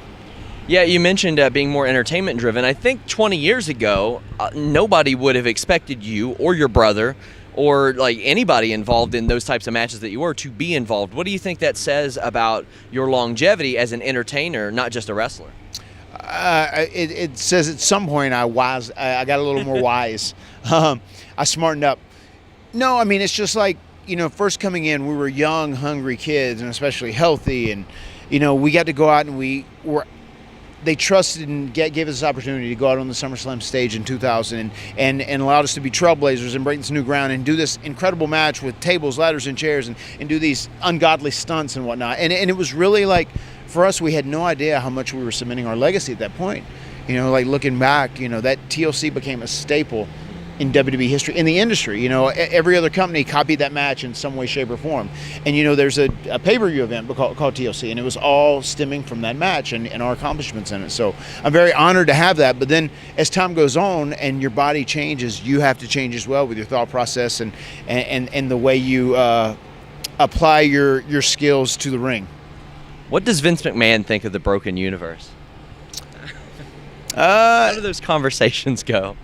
Yeah, when I first was going to do Woken Matt Hardy, I had to talk with him for 30 minutes, and I kind of explained the whole Broken Universe deal. I don't think he understands it completely. A lot of it, part of it is based off different various TV shows I watched, and it's very Deadpool driven. Like Broken Matt Hardy winks at the audience and kind of breaks the fourth wall, and I don't know if that's something Vince really enjoys or likes to do a lot or whatever, unless like maybe it's his specific idea. I think it was very involved, and I don't think he got it all. I know when he watched the Ultimate Deletion, he said, well, people seem to like it. I don't know if I get it. But like the thing that I do give Vince credit for is that he allowed me to do it. He allowed me to have that ultimate deletion and did give us an opportunity to do that. And internally, it was a success and it did well. In the same way, I'm kind of curious as like how a Bray Wyatt or a Jeff Hardy react, because a lot of this is just you coming up with this, and you got to lay it out to them sometime. And we know that you and Jeff have very different personalities. You and Bray have different personalities. How do they react to that? Do they see the vision, or do they take some convincing? I'm not sure Jeff did it first, but once he got into it, and once he was broken and he was Brother Nero, he was all about it. And he loved it. He really did enjoy it. Bray and I, we're much more on a similar thought process. I'm a big fan of Bray's creative process, and I love the Fiend and then the duality of the Firefly Funhouse character as well. How it gives him some range, and it's very similar in many ways to the Broken Universe. And I feel like with 5 hours of live television programming, variety is good. Variety is very good. And now we see all these other companies on TV, so it's content. Do you ever see people, I mean, obviously you're a creative guy, and I've heard you say you'd be interested in the creative team or doing something creative after your in-ring career's over. Do you ever go to people and like kind of give them input, have these ideas that you have for yourself and provide for others? Yeah, a little bit. I mean, that's not really my job or capacity now, but no, there's times I'm definitely open to giving my insight or my opinion if someone is interested in having it. And I have a pretty good grasp on that. Like, I understand what professional wrestling is at its core. It's like a competition, and you really need to get like this bad guy that you want to have like some sort of one up on the good guy and see the good guy overcome the odds. I mean, that is wrestling at its core, and when you have great athletes, you make amazing matches. But then there's also stuff that is attractions, and there's stuff that's variety, and there can be a cruiserweight division, and there can be, the 24/7 thing is super entertaining, and I think it's great variety for the show as well. But there's just, it's entertainment when it's all said and done, and I think if you have variety, that is what it takes to keep viewers invested now for a long amount of time. As we wrap up, Shane Helms back in the fold, a fellow North Carolina guy, road agent. Has he agented one of your matches? And if so, what's that like, having kind of a contemporary, a guy you grew up with, doing that? He has been around. He actually is on the Raw side of things now, so I don't see him typically. But no, he's got a great mind, and I really can't compliment him enough. We've obviously been friends for 25 years, but he is definitely a great contribution to the professional wrestling industry. Matt Hardy, I want to thank you so much. Thank you. We're out. We're here with Mick Foley. We're not going to include that on the thing, right? But thank you so much for doing this. This is an interview I've been trying to lock down for quite a while, and I appreciate it. Insistent. I've been insistent. I admire that, though. I've been insistent for you, the fan. Yeah, but I never just said, no, I'm not interested. Right? Yeah. I just said. No, you were very kind about it. How did we establish this as the place? Derek, the guy who does PR, was like, hey, you can use the boardroom if you want. And I said, you know what? There's no machine that people are slamming a sledgehammer into to make it ding. We don't have Greg Valentine or MJF or anybody else running around here ready to attack us or anything. And it's got such an amazing atmosphere. It does. Right? Yeah. It does. I told a guy, I just like people to know I exist out of my office, so I like to appear in other offices. There we go. Plus, I mean, let's be real. If we were out there's going to be people stopping and talking to you and walking into the shot. That would give the impression that I was somebody. So, I want to tell you who that's where you're supposed to interject and say, Mick, you are somebody. You are somebody. Thanks, man. So, appreciate that. My first video interview ever before I took a 9-year hiatus, and it won't surprise you who it was. It was with Al Snow. And you took a hiatus? I took a hiatus. Really? By the way, I'm wearing Al's... Oh, you're putting him over. Yeah. I just did more selling for Al Snow than he did for me in his career. Boom! You can expect that and more tomorrow at my event. He practically interviewed himself, which I think that he could tell back then that I was not good at what I was doing. Really? Yeah, and he practically interviewed himself, and I'd asked about the infamous penis suplex. And what did he say? He was like, well, of course Mick is worried about that. Of course Mick is fascinated with that. Someone actually took a photo of that event. Clearly not a flattering shot for Al. And I wanted to put it in Foley is Good. And the word came back from the publisher that if we were to attempt to put that photo in the book, there wouldn't be a store in the world. That's amazing. It was that hideous. So been on WWE TV recently. Yeah. Had a pretty prominent spot where Bray Wyatt, don't know if it'd be called handed over or if he took it, the mandible claw, but that's been a pretty popular point of discussion. How do you feel about that, and how did you kind of hear that was going to be the way that things went? Well, let's assume I didn't hear and he did take it, and just I have only the aftermath to judge it by. I was really impressed by it. I went back and I saw it on a video, and I thought it was really impressive. I thought I was in my own monster movie there. Yeah. And the fact that he has continued to use it, I think is a nice way to acknowledge the stuff that I did, and happy that it's there. I love when people use. I do.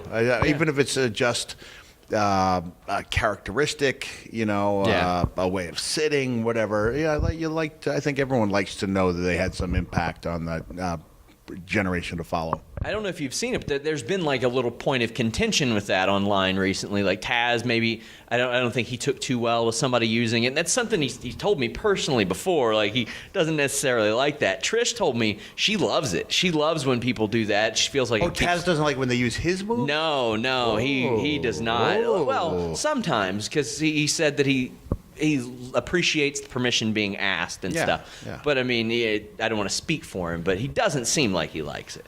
All right.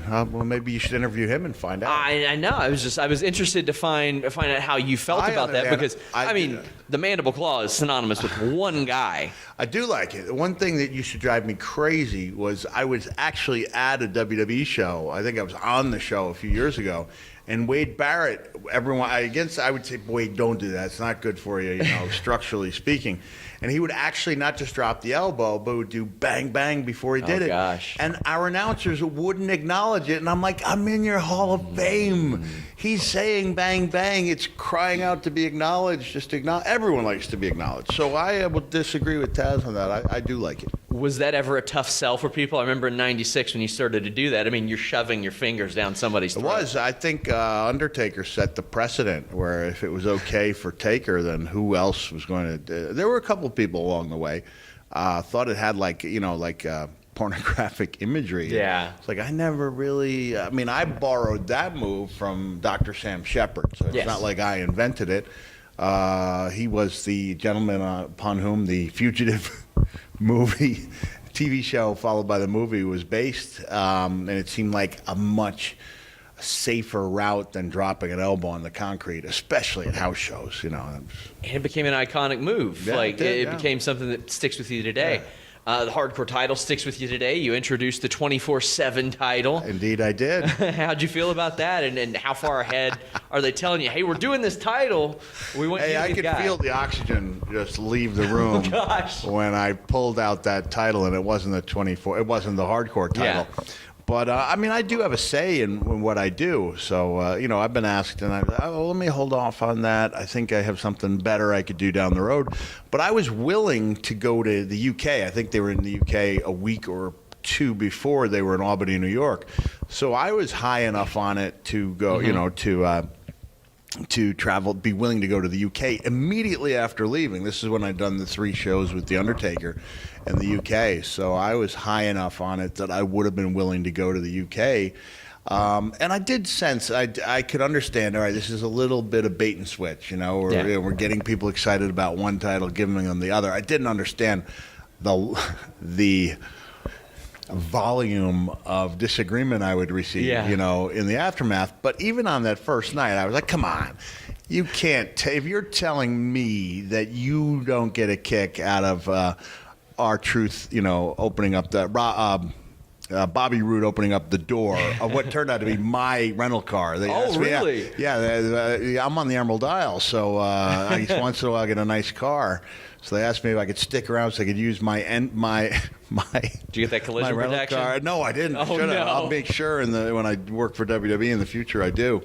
I was like, you can't tell me you didn't enjoy that. If you do, you're not lying. Yeah. To me, you're lying to yourself. And since then, I think it's gone on. I think people are pretty unanimous in finding it entertaining part of the show. Yeah, did you have anybody that was like maybe a little too ridiculous on social media who kind of blamed you, as if you had the title commissioned? Look, I got a thick skin after being the GM where people were tagging me in everything they didn't like about the show. And I'm like, all right, just hold on a second. Do you think a guy with a history of head injuries wearing sweatpants is really in charge of $1 billion company? That's not how Vince dresses? No. Vince doesn't dress in sweatpants at all times? No, he hates the sweatpants. It's a point of contention between me and Vince. I've talked to New Day about how they changed the dress code with their tracksuits. Smart. I mean, is that the same with you? I mean, it's a part of your character? Well, I was when there was a dress code initially. I was not obligated to meet it because this was thought to be my character. Then in 2007, I had to adapt, and now I just show up and just assume that if they don't say anything, they're okay with it. So we've seen a lot of names like Bruce Pritchard and Tony Schiavone and Eric Bischoff make their names even like explode more via podcasts. I'm sure people have reached out to you about that. Oh yeah, I've definitely had my opportunities, but I've only listened to a couple podcasts in my life. Really? Yeah, and so I don't want to be a part of something that I'm not emotionally invested in. Mm-hmm. I think people can tell when it's a money grab. I'm not saying I have not been part of an occasional money grab, but to be out there week in and week out, I think if you're not fully invested, people will know. And I really enjoy taking on new challenges, but I like to give it my best. And if I'm not prepared to give it my best, I shouldn't be doing it at all. Plus, your written word is pretty good. Written word's pretty good, yeah. Pretty good. I think what they should do is have a Foley podcast that exists specifically from the podcast I've been a guest on. Oh, hey. And there's your podcast, right? Mick, I want to thank you so much for taking the time to speak with me. We're out. What's up, you guys? Sean Ross Sapp, Fightful.com, here with a guy who used to do some stuff for Fightful, Shane Helms. I put you over on our pods all the time. I say he can do a little bit of everything. He knows MMA, he works a lot of styles, done singles, tag, trios. You got a gig where you're kind of helping people out that might need some of that guidance. How's that been so far? I mean, so far it's been good. It's something I've kind of been transitioning to for a little while anyway. Actually, back in my first run in WWE, if I wasn't doing anything on the show that night, I'd always find a way to try to, do something on the show, help out. They even let me produce a couple of vignettes backstage and like a dark match here and there. So I kind of dabbled my toes in the water for a while. And then in TNA, as you well know, I did it for a little while and had a lot of fun and what I feel was success. But so far in WWE, it's been a blast. Seems like you got your feet wet with managing in TNA too. Did that lend you any type of insight that maybe you didn't have before? Because, I mean, the majority of your career had been as an in-ring performer. Yeah, definitely, but I was also able to apply something that I felt would work, and it did, because that X Division style is hard to hate any of those guys. And so I said, let me be a manager, let them hate me, and at least there'll be one element of this match that people hate. The more emotion you add to a match, I think the better. Unfortunately, creative in TNA wasn't capturing what I was doing. They're like, yeah, but we're trying to make this about so-and-so. And I get that. This is what I'm trying to do. I'm having to explain psychology to people that don't know it, which sometimes is very difficult. But it worked, and I knew it worked. And I think now, going forward, I still think there's even more of a place for managers in the business now than in the last couple of decades. Yeah, we've seen Stokely Hathaway get signed. We've seen Robbie E., who I'm told is more in a managerial role in that regard. We've seen Rockstar Spud, now Drake Maverick, step into that role. What do you think has caused that shift? Do you think it was you? Well, I mean, I'm just saying I was doing it, and then next thing you know, there's more managers popping up. That could be coincidence, but like I said, it just takes a while for people to realize some things you can't see the forest for the trees. Mm-hmm. Like I said, there's certain styles that you're not going to boo those guys. The X Division style, that cruiserweight style, that hybrid style that everybody does. If you're so impressive in the ring, I'm not going to boo you no matter what. But if you bring a manager or a valet or somebody that can generate some kind of hatred, that's an added element to the dynamic. So I think it was something, like I said, I wanted to try in TNA. I made it work, and I knew it would work. And now I think we're going to see a little bit more of it progress. Hopefully we'll see more and more of it progress. You'd also done some promoting. I mean, when I say that you were involved in almost every aspect of pro wrestling, did you do any refereeing when you were younger? Yeah, I was a referee at 15. I actually skipped my senior prom to referee a match with the Rock and Roll Express. Ricky Morton was your prom date. Well, tell him who. So you've got all that input, and I don't think it was a surprise WWE picked you up. I mean, it was one of those situations where they were moving towards a lot of different people who had been in different aspects of wrestling. How did promoting help you in that regard, or has it? Because, I mean, when you're doing that, you're dealing with an awful lot of people at one time, making sure they show up, making sure they listen, making sure they time things right. Well, I mean, I still speak the language of the boys. It's going to be hard for me ever to not be one of the boys. You know what I mean? So I know what they're going through. When things aren't going your way, it's easy to be in that bubble when it's all about me. It's all about me. And when you're a performer, sometimes you have to be like that. But sometimes you got to take a step back and go, we're trying to tell a bigger story here. So as an agent, sometimes you're kind of doing a lot of therapy. You're more Dr. Phil than anything else sometimes. But like I said, I've been that performer that sometimes things weren't going my way. And I've been that performer sometimes where everything was going my way. Yeah. So, you got to navigate those waters. And for people that haven't been in those positions, sometimes for the first time, that could be tough. At some point, I want to go in-depth with you on the vertebraker and all that for making a finisher, but you weren't allowed to do that once you got to WWE. But a few years ago, we see Seth Rollins busting it out, and I'm sure you got tagged hundreds of times in that.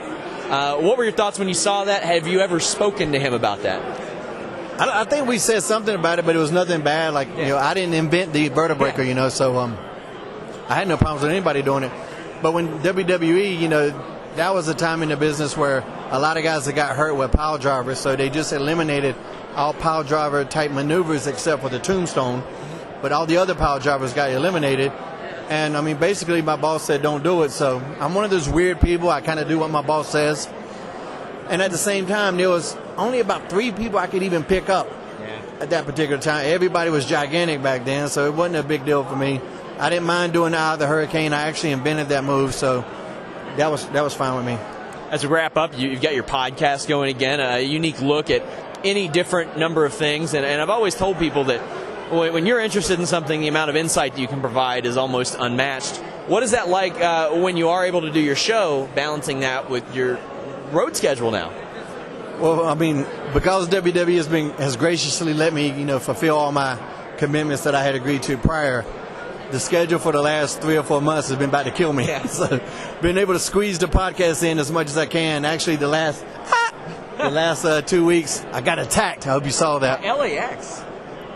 Those are 2 guys I really loved in TNA too, by the way. Impact, sorry. Yeah. Sorry, Scott. What the hell was I talking about? You were talking about the podcast. Yeah, so for the last 2 weeks, I wasn't able to do it. We were in Europe, and then this week I was only home for a day and a half, and I couldn't. Well, actually, I started talking about Ashley Massaro, and then I just got kind of bummed out, and I put it on pause, and then I just didn't have time to go back. So I'm going to redo it, and I'll get one out next week. But it's fun. You've done a million of them. Yeah. It's not as easy as just getting on the microphone jibber-jabbering. Yeah. Sometimes I'm tired. Sometimes, if you know my podcast, most of the time I don't know what the hell I'm talking about. I just hope something good comes up, and so far it has. Shane, I want to thank you so much, man. Nice to finally meet you. Make sure that he tells you about the pterodactyls, because I used to smash him in fantasy football all the time. Didn't I beat you this year? Who's the champs?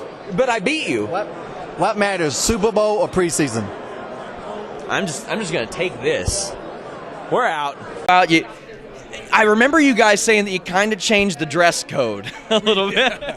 Legit. It's crazy, man. We just started wearing tracksuits, and we were all like, no, it's our uniform. Yeah. We put like a New Day patch on it, and then we traveled in comfort. So now it's like a thing. People are like, oh, I want to wear tracksuits too. And it's a legitimate thing. We just wanted to be comfortable. And now here we are breaking barriers in the world of clothes and textiles and things of that nature.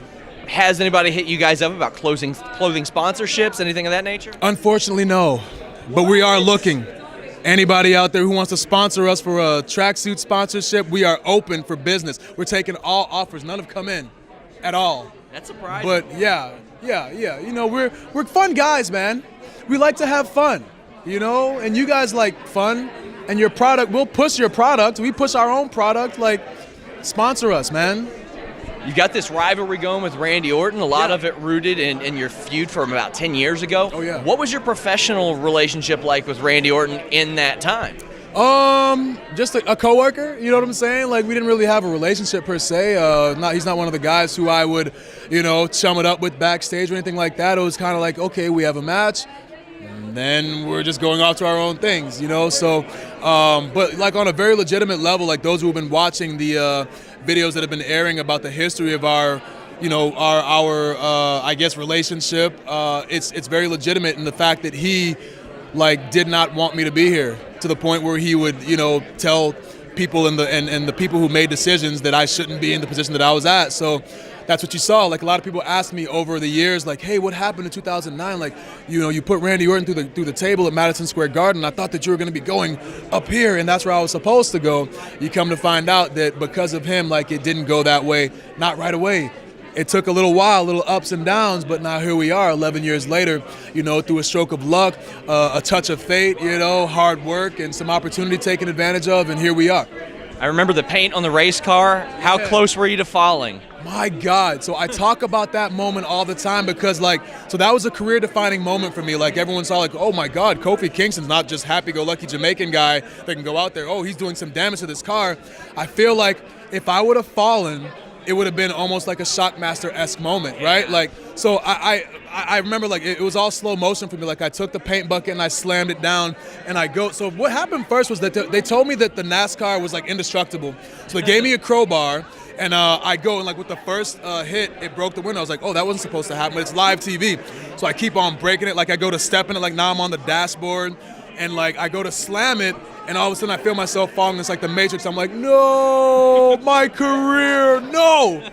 And then just stuck the pose. I'm like, okay, I got it. And it was really, really close. But, long-winded way to say that it could have gone this way really quick, but it ended up going this way because of that. We hear about how many takes you got to go through and a lot of that stuff. You can't do that. They're not going to buy you multiple cars. Exactly. Not multiple cars, not multiple buckets of paint. It was a one-time deal. And then with the NASCAR too, there's no rear view mirrors. I had to figure out ways to destroy it. So you saw me throw a crate into it. I used the crowbar to kind of scrape off the paint job and everything like that. But luckily it went well. It went the way that it was supposed to go, and now here we are 10 years later, me and Randy Orton going out there and doing it. This was the city that he had his first world title in. This was also the same pay-per-view that he won his first world championship in. So I'm sure the emotions on his side are at a high level. On my side, for the reasons I told you before. So it's going to be a very intense and emotional match, and I think a lot of people are going to be kind of thrilled.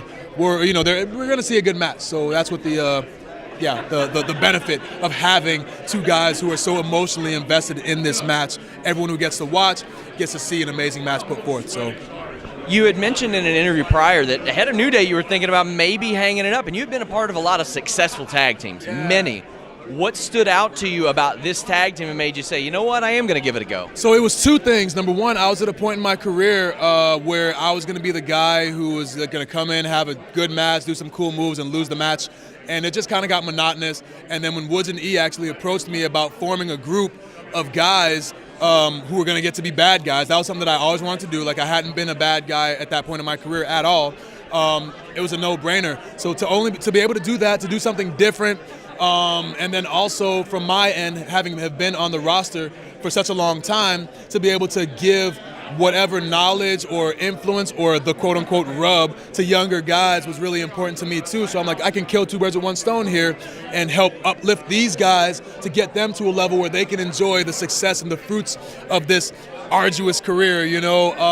I was all about it. So it was a no-brainer for me, and it came at like you said, the right time, because I was at a point where I was like, do I want to do this? Or I'm not really having that much fun anymore. And it was at the perfect time. As we wrap up your reinvigorated run to the top of the card, I mean, that happened like that. Ali got hurt. You had this great gauntlet run. What went through your mind as you're kind of hearing, hey, all this stuff is going on. Hey, you're winning. Hey, WrestleMania time. How quickly did that all come together for you? And did you know that night, I think I can main event WrestleMania this year. So I'm always a one day at a time type person. You know, I take things one day at a time, especially in this industry when you don't know what's going to happen like down the road. Even like the next day, we'll get to a show sometimes, and oftentimes we'll be doing one thing, and then at the end of the night, you're doing something that's the complete opposite. So I knew that for me to like emotionally like be like, oh my God, I'm going to WrestleMania, like that night would be just silly. You know, even I didn't allow myself to like to feel that emotion or really like get excited until I was about to go through the curtain, to where like they started playing the package of like, oh, this is the big journey, and like they're playing all the moments at the moment in Houston at the Elimination Chamber. I couldn't even watch it because I started to get emotional. I'm like, oh my God, I had to turn away and focus on the match.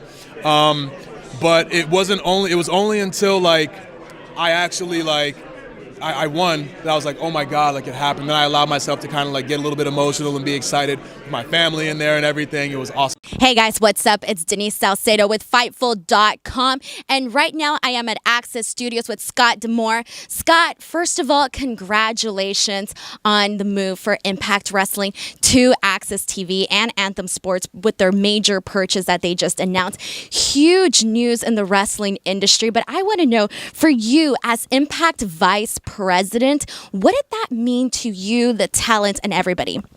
Well, I mean, first of all, thank you. And it is a very exciting time for all of Anthem Sports. For Impact Wrestling specifically, the acquisition of Access and this announcement that Impact's moving over there is all of us here feel so strongly that we've been putting out one of the best wrestling products out there in the world on a consistent basis, week in and week out. And now with a platform like Access TV to distribute it on, then we now feel we can reach a larger audience with that amazing product. Exactly. And, you know, how important is that for the brand itself, given that Impact has had many homes? Yeah, I mean, Impact Wrestling over the course of the last handful of years has bounced around quite a bit. So having a steady home where, you know, we now know where our home is, you know, today, tomorrow, and for the foreseeable long-term future. And that type of stability is something that's rarely seen in professional wrestling. The last time that a wrestling organization and a major broadcast network were owned by the same entity was the WCW Turner days. And that was certainly part of a golden age of wrestling. So we're very excited for that. And we just think it adds the broadcast component to what is already, in these last few years, we've built such an unbelievably robust digital presence, the number 2 wrestling platform in the world, far outreaching anybody behind us, New Japan, Ring of Honor, and all the other great options out there. We're just a huge digital platform, and now having this as our domestic broadcast platform, it just allows us to reach out more tentacles to reach and touch fans. You know, I'm so glad that you mentioned the digital aspect of it, because it's so important, especially this day and age. And, you know, I'm constantly on the Impact Wrestling YouTube channel, and I'm seeing all this stuff that's being put out there. And, you know, even just like going through the comments, like you see the passion and the dedication from the Impact Wrestling fans. So now, obviously, you have worked both in front and behind the camera. When you came in, you had the daunting task of sort of, renovating this new Impact Wrestling, sort of, trying to, change its reputation. What was the biggest challenge when it came to that? I think the biggest challenge beginning of 2018 when myself and Don Callis came in, along with Ed Nordholm, was really earning trust back. Over the course of many, many years, previous regimes here have lost the trust. They had lost the trust of wrestling fans. So going out there, because we knew we could go out there and put on a great show, and the initial reaction was going to be, okay, that's good, but they're gonna do something, like to upset us or to offend us next week. So to us, the key thing was slowly but surely delivering on a consistent basis. So that over the course of a long period of time, we knew it wasn't going to be a short period of time. It was going to take a long track record of showing that we deliver week after week, day after day, month after month. So I think the trust that we've seen and we've been able to earn back from wrestling fans is something that we take very seriously, and I think it's one of our great accomplishments. And as you know, we just announced, Bound for Glory officially sold out. That's something that never even could have been conceivable 2 years ago. So to have something like that now on the eve of this major premiere on Access is proof that what we're doing is working, and that fans are starting to say, you know what, I can invest with them. Because one of the biggest things is when you have a real fan and they're invested emotionally and financially in your product, they take ownership of it. And we now have fans, not just viewers, but fans that care passionately about what we're doing. And that's been one of the biggest challenges, and I think that's been one of our great successes. That's incredible. And I'm so happy that you mentioned the sellout, for Bound for Glory. You just said right now how important that is, but knowing that you came in and you made this change, you were part of the change, what does that mean to you and your career? And, just sort of being able to say, like, yeah, we sold out. I just think it's a great statement, right? And I mean, it was, excuse me, it was such a daunting task. Impact Wrestling hadn't sold tickets to wrestling shows in so long. So last year, when it was like, you know what, we need to get out of Universal Studios. Universal Studios is a world-class facility. It's great to be there. It's been a great partnership over the years, but we were getting park goers that just wanted to get out of the heat or be part of it. We weren't getting wrestling fans. So saying that we're going to go back out there and we're going to go to arenas and venues around the country and really around the continent with Mexico and Canada as well, going out there and having fans buy a ticket. There's something, like I remember as a kid, like I would get my ticket, I'd have to go down to the box office, get it, and then I would look at it for weeks, waiting for it to come, right? And the experience is a little different now, but there's still something, when you've invested your money and you've paid to be part of something, and I mean, it builds an excitement, and there's an inherent value there. There's a connection now. They're invested in the product. They're not just tuning it in because there's nothing else to watch. They're invested in the product. And I think that selling out BFG and all the things we've had happen are just some of the great reasons why people need to watch what Impact Wrestling is doing as we head into 2020. Do you still have those ticket stubs? I do have some, and I have a lock of Adrian Adonis's hair from WrestleMania 3 too. I do. I should put that on eBay. Yeah, exactly, right? Oh my God, that is so cool. No, it's funny because I save all my tickets as well. And one of my all-time favorite wrestling events that I attended was Bound for Glory when it was here in Irvine a few years ago, actually. So it's interesting that you create that it really is true that you create that relationship with the fan. So now, okay, let's jump into the fact that, speaking of Impact, one of the things that they have been doing is that they've been building a lot of really great stars. We've been seeing a lot of talent. We've been seeing really great storylines, a lot of uniqueness to the product. But now with this move to Access, is there going to be any new additions? Are we going to be seeing any new stars? Anything new? Anything different? Well, I think the important thing to remember is that in wrestling, it has to always be evolving, because complacency is the enemy of success. And we've done a great job of coming in here. Look, there was some great talent here, but it needed to be freshened up. We needed to freshen up feel, look, and we really came in, myself and Don, with an idea that we wanted to foster and build a roster from the ground up. And we think we have a great roster right now, sprinkling in a few veterans with a lot of real young, talented stars. And that's what Impact Wrestling, when it's done things right over the years, has done extremely well. Whether it's the AJ Styles or Bobby Roodes, it's taking talents that other people overlooked and then nurturing them and fostering them to greatness. And you look at the things we've done with so many of the characters now. Like a perfect example is Ace Austin. Here is a guy who not even a year ago was a guy, he's a good X Division style, cruiserweight style wrestler, but there really was no dimensions to him. We've been adding layers and dimensions to him and trying to make it so he's not just a great wrestler, he's a great character, which again will lead to increased emotional attachment to the character and to the performer. Well said. That's perfectly well said. I'm glad that you also mentioned AJ Styles, because obviously for a long time, he was the face of the company. So now, okay, speaking of that, there is so much competition right now in the world of wrestling. How does Impact sort of fall in line with that? I mean, I think Impact Wrestling, what we've really done with it is we have set it on its own course. We don't ignore what else is going on in the wrestling world, and it certainly is a great time for professional wrestling overall. But I think that people can get caught up worrying too much about other people. And what we've done is really try to focus on making sure that our own house is in order. And we've gone out there. We've seen a consistent increase in attendance. We've seen the development of lots of new stars. And now with the premiere on Access Television coming up, we're going to get to present those stars on a bigger platform and continue that growth.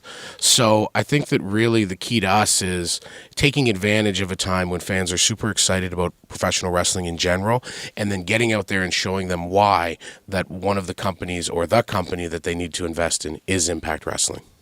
Well said. Now, obviously, with the move to Access, you guys are now under the same umbrella as WOW and New Japan Pro Wrestling. Will we be seeing any sort of crossovers? Certainly something that could be looked at. We've been wide open. If you look at our track record since the beginning of 2018, we've always said stronger together. So multiple companies coming together for the common good, not just of the companies, but most importantly for the wrestling fans, is a situation where everybody wins. Perfect. And my last question to you is, why should fans tune in every Tuesday starting October 29th on Access to watch Impact? Every Tuesday night on Access, you get to see a dynamic product that features storytelling at a level that I think very few wrestling companies are able to do. And I think you see a young, hungry roster that is really fighting to show the whole world how unbelievably talented they are. And it reminds me very similar to our launch years ago on Spike, where you get to be getting on the ground floor of something that's truly going to be amazing. Awesome. Well said. Thank you so much, Scott, for talking to me today. Guys, please do not forget to give this video a like, subscribe to the channel, and leave your thoughts below. And don't forget to check out Impact on Access every Tuesday starting October 29th. Hey guys, what's up? It's Denise Salcedo with Fightful.com, and with me right now is the Machine and Impact World Champion, Brian Cage.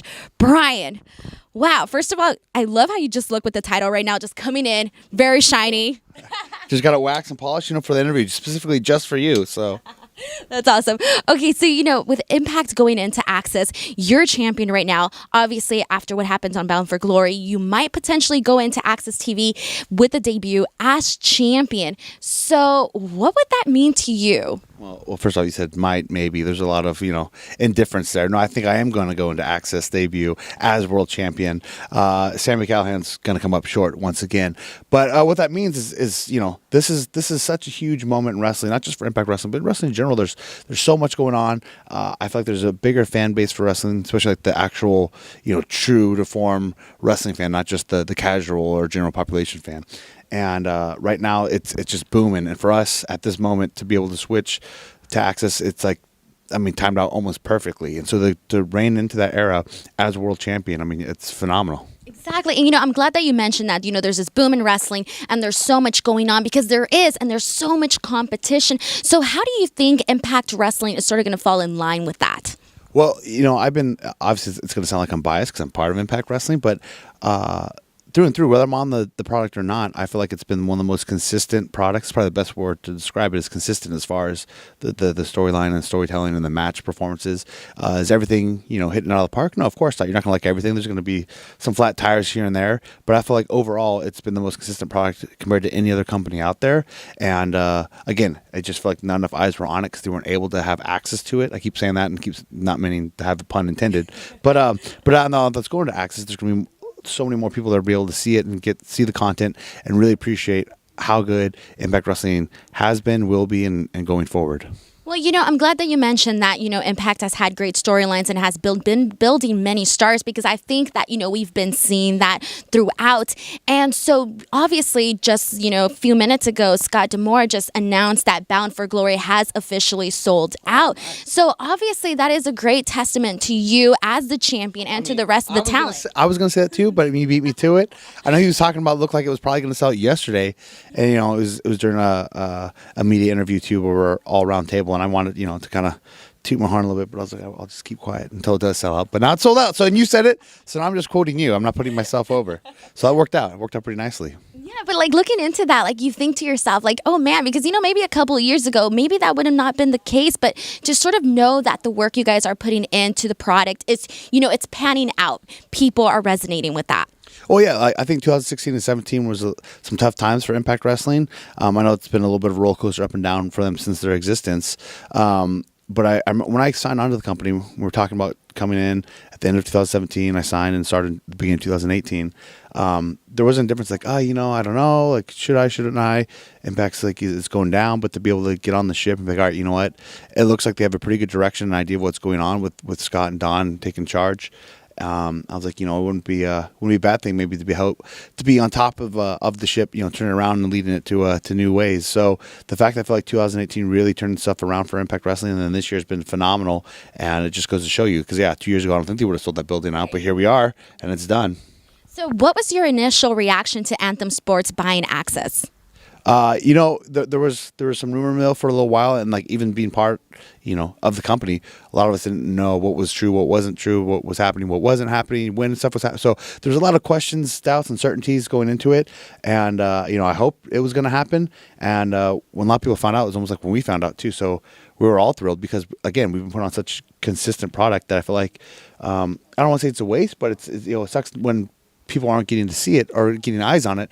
When we're out there, we're delivering such a great product and people aren't getting appreciated. So and again, that also goes to like the talent that we have in the locker room, and all of us I've said this a few times too. I feel like a lot of us are working together to make Impact number one instead of trying to individually be number one, if that makes sense. Right. Like in other companies, a lot of people are like, hey, it's about me. I want to be the number one person, do whatever it takes. And I feel like all of us, in wrestling, you're always going to want to be the guy. You want to be the world champion. But I feel like as a team unit, majority of the locker room has all worked together to make sure Impact Wrestling is number one and the whole overall product is number one. So I feel like that's really paid dividends, and is you can see it by watching the product that's how we all react. No, I totally agree. I've been watching Impact for years now. And so seeing so many stars come up, and, you do see the difference in terms of storylines and, really creativity that's being put in. And, this day and age, it's sort of hard to keep creative and keep on your toes.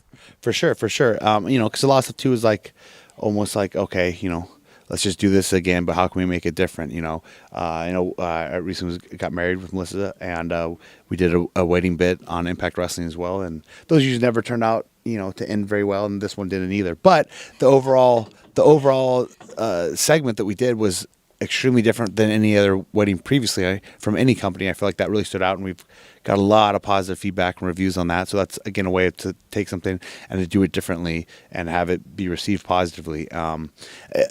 Going back to the locker room as well, something I didn't touch on that I want to as well. I feel like another reason why we all get along and perform so well is because we're all out there like unhandcuffed and able to showcase what we can do pretty freely. So it's not like no one's being like, hey, you can't do this, you can't do that, you can't outshine this guy, you can't whether anyone's winning, losing, or however it may be, everyone's out there like still being able to showcase what they can do. So in that essence, everyone's still like improving their stardom and their namesake value. Exactly. So now, obviously, Bound for Glory, October 20th, now sold out. You're facing Sami Callihan. Now, correct me if I'm wrong, but he cost you your first loss in Impact, correct? Actually, yes, it was a year ago at Bound for Glory too. So how do you prepare for someone that has no remorse like Sami Callihan? Well, he did beat me. Well, he got the first pinfall. I won't say he beat me because it was him and his two goons, and they actually ended up kicking me in the face 27 times altogether to be able to beat me. So he didn't do it on his own. And when he faced me on his own, he lost.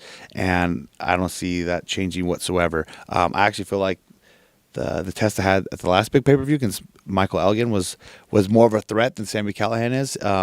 As cliche and as overdone as it is to say, oh, it's become personal. The stuff that he's done with my newfound wife and how he's created such a personal rivalry between the two of us is definitely going to bring the heat, if you will, in the match. But I'm not worried about losing. I'm not worried about what I'm going to do to beat Sami Callihan. I'm just worried about more what I'm going to do to Sami Callihan. All right, and my last question to you is, I think it was a couple weeks ago or something like that, you posted on your Twitter a picture of all the champions in every company. I saw that and I love that. I was like, that's bold. How do you think, if you were to go into as champion to Access TV for Impact, how do you think you're going to bring something different, or how do you think Impact's going to bring something different to the table, or something new that fans aren't seeing with this new premiere on Access? Well, I mean, first and foremost, a little tidbit too. I just also realized since Anthem owns Impact Wrestling and majority shareholder and access to, we can kind of get away with more stuff because you don't have to like so much ask for permission or get clearance, because there's certain things we wanted to do in the past, when we were on Pop and we wanted this or certain intergender things or what have you, that would get X-nayed or you couldn't, or so there's gonna be a little bit more freedom to deliver some more stuff. It's not all about extreme hardcore, mature content, but the fact that we're able to do that, and that's what, like, the big boom in the late 90s, early 2000s was the whole Attitude Era thing, and WWE has gone so far away from that. I feel like that kind of gets a little bit more edge to us that fans may be missing or looking forward to. And then on top of that, again, just the overall talent we have and the youth and ability in our locker room, and the fact that we're all working together and none of us are handcuffed, and to go out there and showcase what we can do. And then you have the Machine as a world champion. Let me just say this, on that picture I posted too, some championships have changed since then, but on that picture that I did post, out of all the guys listed there, the most common comment that was said was like, oh well, if I told somebody that I was a professional wrestling world champion out of all the guys listed, I wouldn't get double asked. They would, oh, really, you are? Where some of the other guys, maybe like, really? You're okay, all right. So you're like, I look the part. Yeah, so that helps. That goes a long way too. And then I look the part, and then I go out there and I deliver in the ring too. So I'm not just I'm not a bodybuilder trying to be a wrestler. I'm just a pro wrestler that happens to bodybuild. So. All right. Well, thank you so much, Brian, for talking to me here today, and congratulations on the big move. Guys, do not forget to like and comment on this video, subscribe to the channel, and do not forget to check out Impact on Access every Tuesday starting October 29th. What's up, you guys? Sean Ross Sapp, managing editor, FightfulWrestling.com, here with Buddy Murphy. How you doing? I'm good, man. How are you? I'm doing really good. I'm really interested in your transition from 205 Live to SmackDown. What's your weight right now? 215. 215? 215. So I'm up. I was a little from coming to 205 and then getting drafted to SmackDown. Obviously, there's been a period from that day to now. A little long period, but that was kind of a little strategic way that I wanted to go about things. I wanted to gain a little bit more size just before I mixed it up with guys on SmackDown Live. It's been a little bit longer than expected, but definitely wanted that break-in period to gain a little bit more size. What was your original cut from NXT to the point to where you made it to 205 Live? What did you start out at and say, okay, I'm going to transform myself? I came into NXT at about 235. I hovered around 230. And the initial kind of cut started at about 225. So 20 pounds to make the Cruiserweight division. So, you took over 205 Live. That was such an instrumental part of your career. What do you attribute that move to 205 Live to? Did you push for that? Yes. Yeah, I definitely pushed for that. I asked for it originally, and it was declined. And I kept pushing for it, declined. And then I just took it upon myself, man. I dropped the weight, so they didn't really have any excuse. And then there was an opportunity for the Cruiserweight Championship tournament, in which they said yes to, and I took it and ran, man. I took it and ran. What was the reason that you were given for not being put on 205 Live? It wasn't really given a reason, man. Just no. So I turned that into a yes. Are you a betting man? Depends. What betting line would you set for Wesley Blake to be on 205 Live? Because I don't think that cut's going to be as easy for him. Nah, he's a little bit bigger. He's a bigger dude. He's a little thicker dude. I remember when we originally came to NXT, I think our original name was Team Thick. I think that was our original name. But no, he's killing it in NXT. He's doing the Forgotten Son thing. Him and Steve Cutler are a great tag. Yeah, man. If he wants to try, it's not a great life. I can assure you of that. Yeah, how has your life changed since that time, where you kind of get a little bit more freedom? Yeah, it's awesome, man. I felt like in NXT I didn't get the opportunities that I wanted or deserved. I was in a tough spot, man. I was in the top of the world with Wesley, with the championships, and then we, unfortunately lost those, and then I was lost in the dark. I lost in the abyss, and then, the 205 thing happened, man, and I had a chip on my shoulder to prove, so the 205 opportunity came up, man.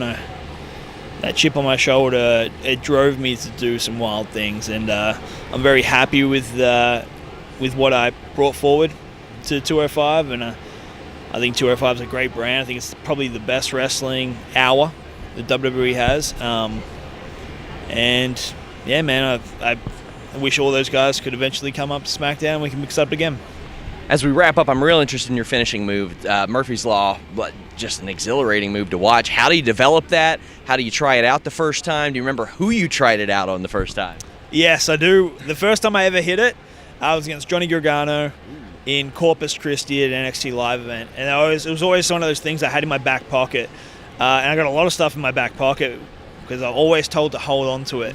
Because if you do it and then you don't continue to do it, someone else will see it and they'll take it. So that was my mentality. So I've been sitting on that for literally probably 6 years.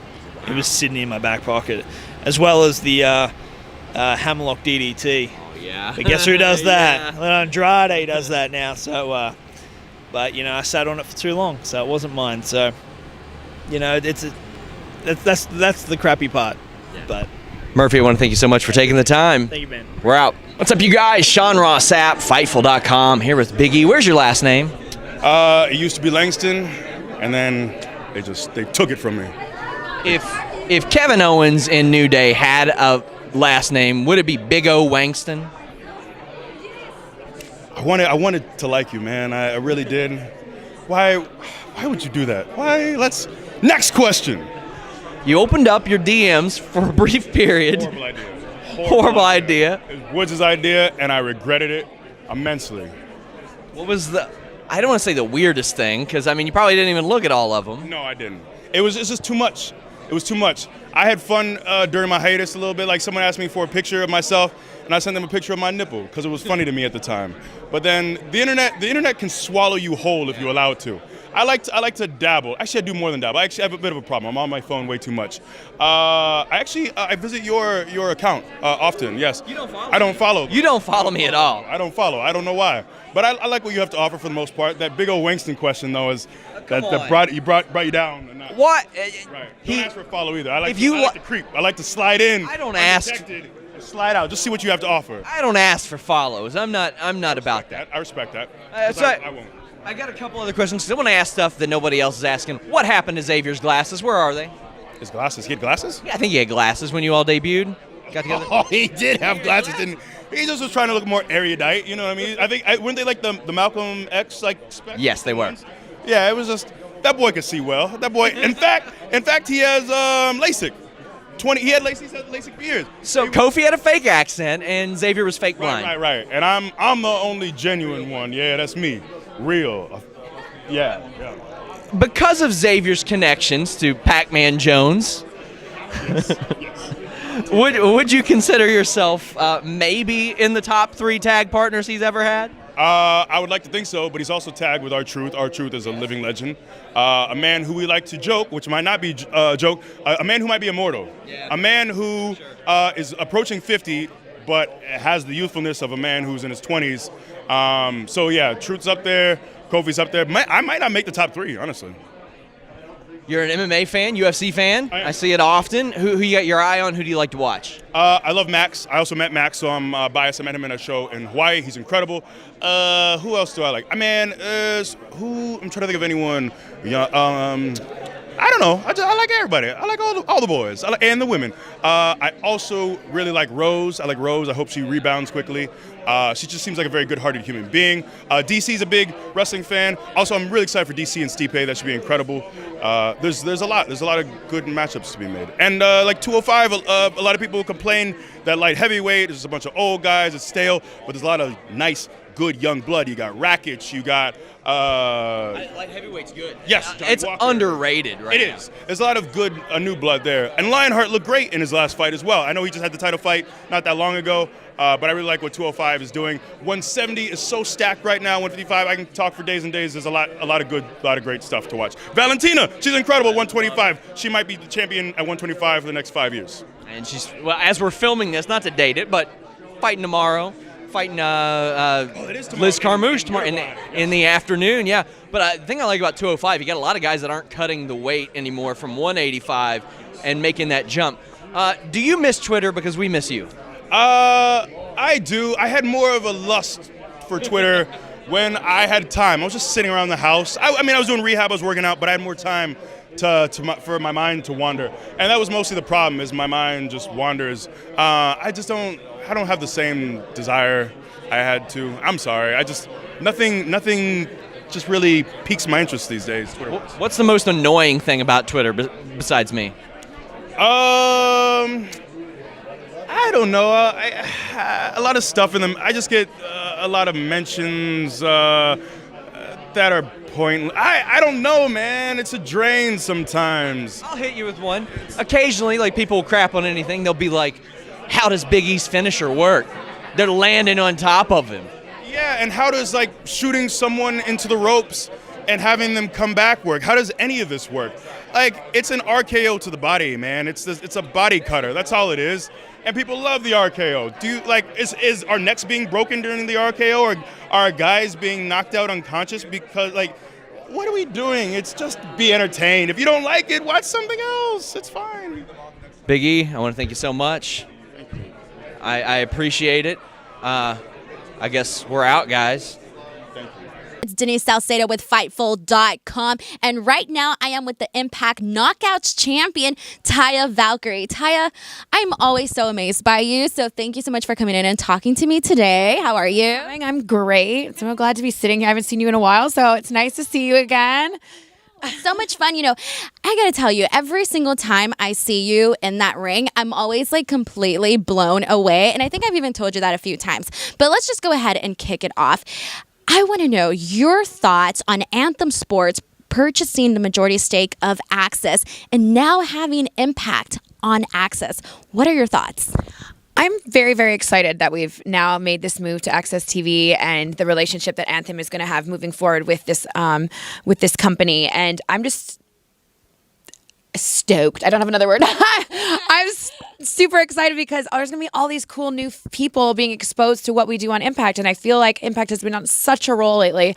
And just to have more people seeing what we're doing and the magic we've been doing and the matches we've been having and the storytelling backstage and everything, it's going to be a really amazing transition. And I'm excited to close out this year in a strong and fantastic way and then go into 2020 doing it the same. I think it was very exciting when the news broke because it kind of came at a time where so much news was breaking about who was going where. Yeah, a lot. There's a lot going on. Exactly. So let's just go ahead and ask. I'm going to ask you that. You know, with so much going on in the world of wrestling, how do you think Impact is sort of going to fall into that line?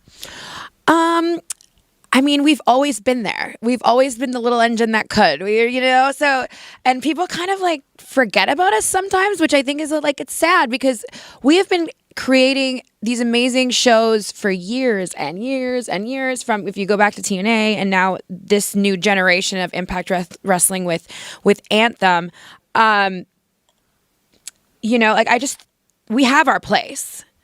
I just think that people just need to see it. You know what I mean? And we're proving over and over again with our pay-per-views and BFG, Bound for Glory, now being officially sold out, that the fans are noticing it. And we have our spot on Tuesday nights on Access. On October 29th is the first official day. I think we fit in and we're literally like, I compare us to, the misfit toys that like were rejected, or we all have a story. We all have layers. We're all like these different, from people backstage to all the performers in the ring. We all just want to do our best work. And I think it's very evident and organic and unique. And the passion that we have for Impact is so evident when you turn that TV on and see us. And that's where we fit in. We are the authentic cool kids, or not even the cool kids, I should say, like the misfits that, we're just taking our own strides, making our own path, and creating our legacy as Impact. Yeah, I'm so glad that you mentioned all of those things because, a lot of people, in the wrestling world, in the forums, are like, we want an alternative. We want an alternative. And I'm literally always saying this. Impact has been doing what you guys say you want. And, I think it's a testament, the fact that, Bound for Glory sold out, and just the fact that all these stars that have been built in Impact, and, seeing that, I feel that that's a testament to you guys and the work that you guys are doing. Absolutely. Yeah, and when people watch the show, it's so evident, and we have so many new stars, along with having legends like RVD and Rhino and Tommy Dreamer. There's all these people that you might have never seen before, and I think that that's what's cool also about Impact is they take a chance on people, and they take a chance and really push to make new stars, and I think that that's exciting. You know, you're going to see different people you've never seen before, and you know, get a little Impact Wrestling education about what's going on. Exactly. And now I gotta say, you and Tessa are at the top of your game. Like, I feel like you guys are doing a style of women's pro wrestling that isn't really seen here in the United States. So given that, you know, I gotta say, what does it feel like for you to be the anchor of a women's division that is probably one of the top, if not the best women's division out there right now? It feels amazing, and it's like an honor, honestly, because the knockouts since the beginning of TNA have always been given that opportunity to shine and that platform, and been given matches that are more than 2 minutes long and been shown respect. And I'm so honored to represent years of hard work, you know, from Austin Kong to ODB to Gail Kim to the beautiful people, to everybody that came before me, you know, that made this possible for us to be where we are right now. And it's really an honor to represent all those women and the women that we have right now. And also on Impact, you'll notice that every single woman has a story. Everyone is being used in a fun, creative way, from Tessa doing the intergender, from me being Knockouts champion, to the Undead Realm, to Sue and Havoc. You know, there's just so many crazy stories, and we're being presented properly, and I love that. You know, to the locker room leader Madison Rayne, to the Blue Flame, you know, we're all different, and we all are getting a chance to shine, and I'm very proud to be representing the Knockouts. And, you know, speaking of that, I'm glad that you mentioned, you know, Tessa and the intergender matches that she had with Sami Callihan were some of the best stuff that I have seen. So given that you have done a lot of intergender wrestling matches, you know, whether it's outside of Impact or wherever, you know, what were your thoughts on that? I think it's great. Anything that makes people uncomfortable and gets them talking is good, you know. And Tessa and Sami, obviously I've wrestled both of them, have done a great job in creating a story that's believable and interesting. And I just hope that everybody can see that intergender wrestling is great when it's done properly, and it's a believable story, and you know, this is professional wrestling. Just let yourself have fun, you know? And I've been doing intergender matches for years and years. I mean, in Lucha Libre, as you know, my background, that intergender there is never seen as anything other than just wrestling. Right. You know, no one ever made a big deal about it. And I remember when I first came to the States, and even on Lucha Underground, and everyone was just like, oh my God, intergender wrestling, and da-da-da. And I was like, what? Like, I've been doing this forever. Like, this is, you know, this is professional wrestling. It's meant to be entertaining and fun, and just allow yourself to experience it, and, you know, not judge intergender wrestling for what you think it is, and just see it as two warriors putting on a show. And your schedule has been absolutely insane between Impact and AAA. You know, just going back and forth. Like there was a few events where I was like, wait, Ty's gonna be here, and then she's gonna be there. Like two seconds later. There's not a lot of sleeping going on. Well, how do you manage that? I don't like. A lot of coffee, a lot of a lot of just not sleeping. I think the most recent thing that was crazy was I did the 2 shows in Oklahoma for Impact, and then I went to New York and wrestled the Madison Square Garden show, and I literally had 2 hours of sleep, and I was super sick, but a job has to be done, and I knew that I owe it to my fans. I owe it. My mom was even there. I mean, come on, I gotta she was in the front row. So I gotta keep going. You know what I mean? This is my job. This is my passion. This is what I came to do. And sometimes it's hard, and I'm frustrated, and I'm tired, and I haven't slept, and I'm sick, and airplanes and all the stuff.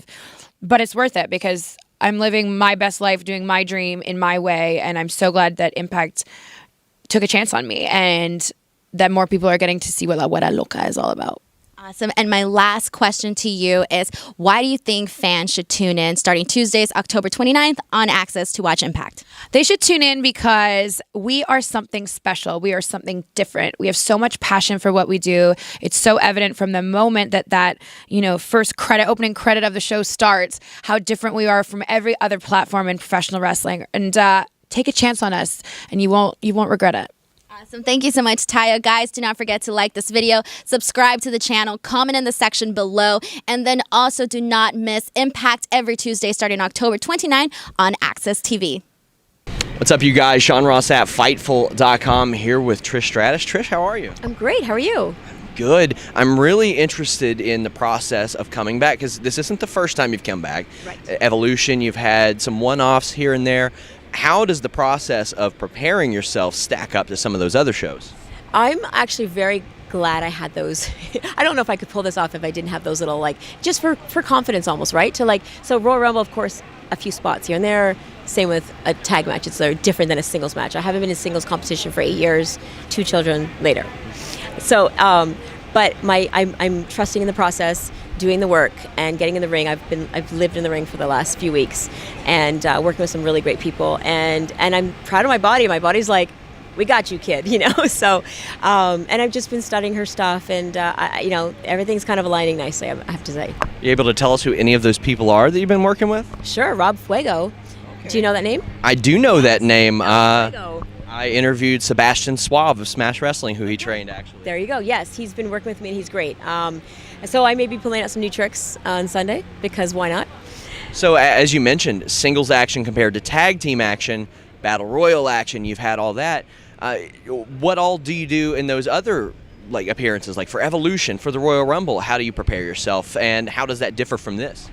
I guess the approach is quite similar as far as it's about, so I kind of just ramp up my yoga and just, I do like a simple 20-minute practice at home daily. That just keeps me, limber and agile and things like that. But so stepping up that practice and focusing on, I know it sounds crazy, but like hip openers and things like that will help my body perform at what I need to do. And then it's been honing my craft and getting in the ring, and just that's where the work has been happening in the ring. How much preparation do you get? Like, how far ahead of time do they hit you up and say, hey, SummerSlam, Toronto, we'd love to have you there? Well, when did you see Charlotte utter my name first? And the 1 week we decided to move forward. I was at the Cottage that week, which we do here in Canada, as you know, right? Learned, yeah. Yes. And so, yes, I was doing beach squats with my kid and things like that. So I was doing what I could. But I've just been really pleased with the way my body's responded. And it's like, it's like for wrestlers, it's like wrestling is like riding a bike, I found. It's kind of cool. There was a discussion online recently, I think it was Taz, he talked about people asking for permission to use finishers and stuff like that. You had a lot of signature moves. Do you have anybody these days that hit you up and say, hey, I would like to do this, maybe it's a tribute to you? Yeah, no, I've had that happen for sure. I know Melina, the first time she did the Matrix, she called me and asked, she cleared it. Is it cool if I use it? I said, absolutely. So that's cool. And then, Liv does the Matrix as well. And Carmella, we've had a conversation about how she does the Stratosphere in the corner. So it's great. It's an honor that people are taking that, and that's what it's all about. Is the business is taking things and having things preserved, and it just cements the legacy. Is that the type of reaction you get when you're backstage? You see these people that maybe watched you, and it wasn't that long ago that they watched you, but they were still motivated and inspired by you. Oh, it takes you back. The first time it happened was Royal Rumble, because I kind of been away from the scene, and then Royal Rumble, literally every female was there, and just to hear like man, you meant so much to me, and you kind of don't know, because I've been in mom life or my business life and not really in the world, so I don't really know what people's backgrounds or how they are influenced and things like that. It's humbling, and it's also gratifying to know that the blood, sweat, and tears that we put in back then made an impact, made a difference, and it's like, okay, we did our work. Were there any names at the Royal Rumble or Evolution that you were surprised to see there? I'm very shocked that they came back.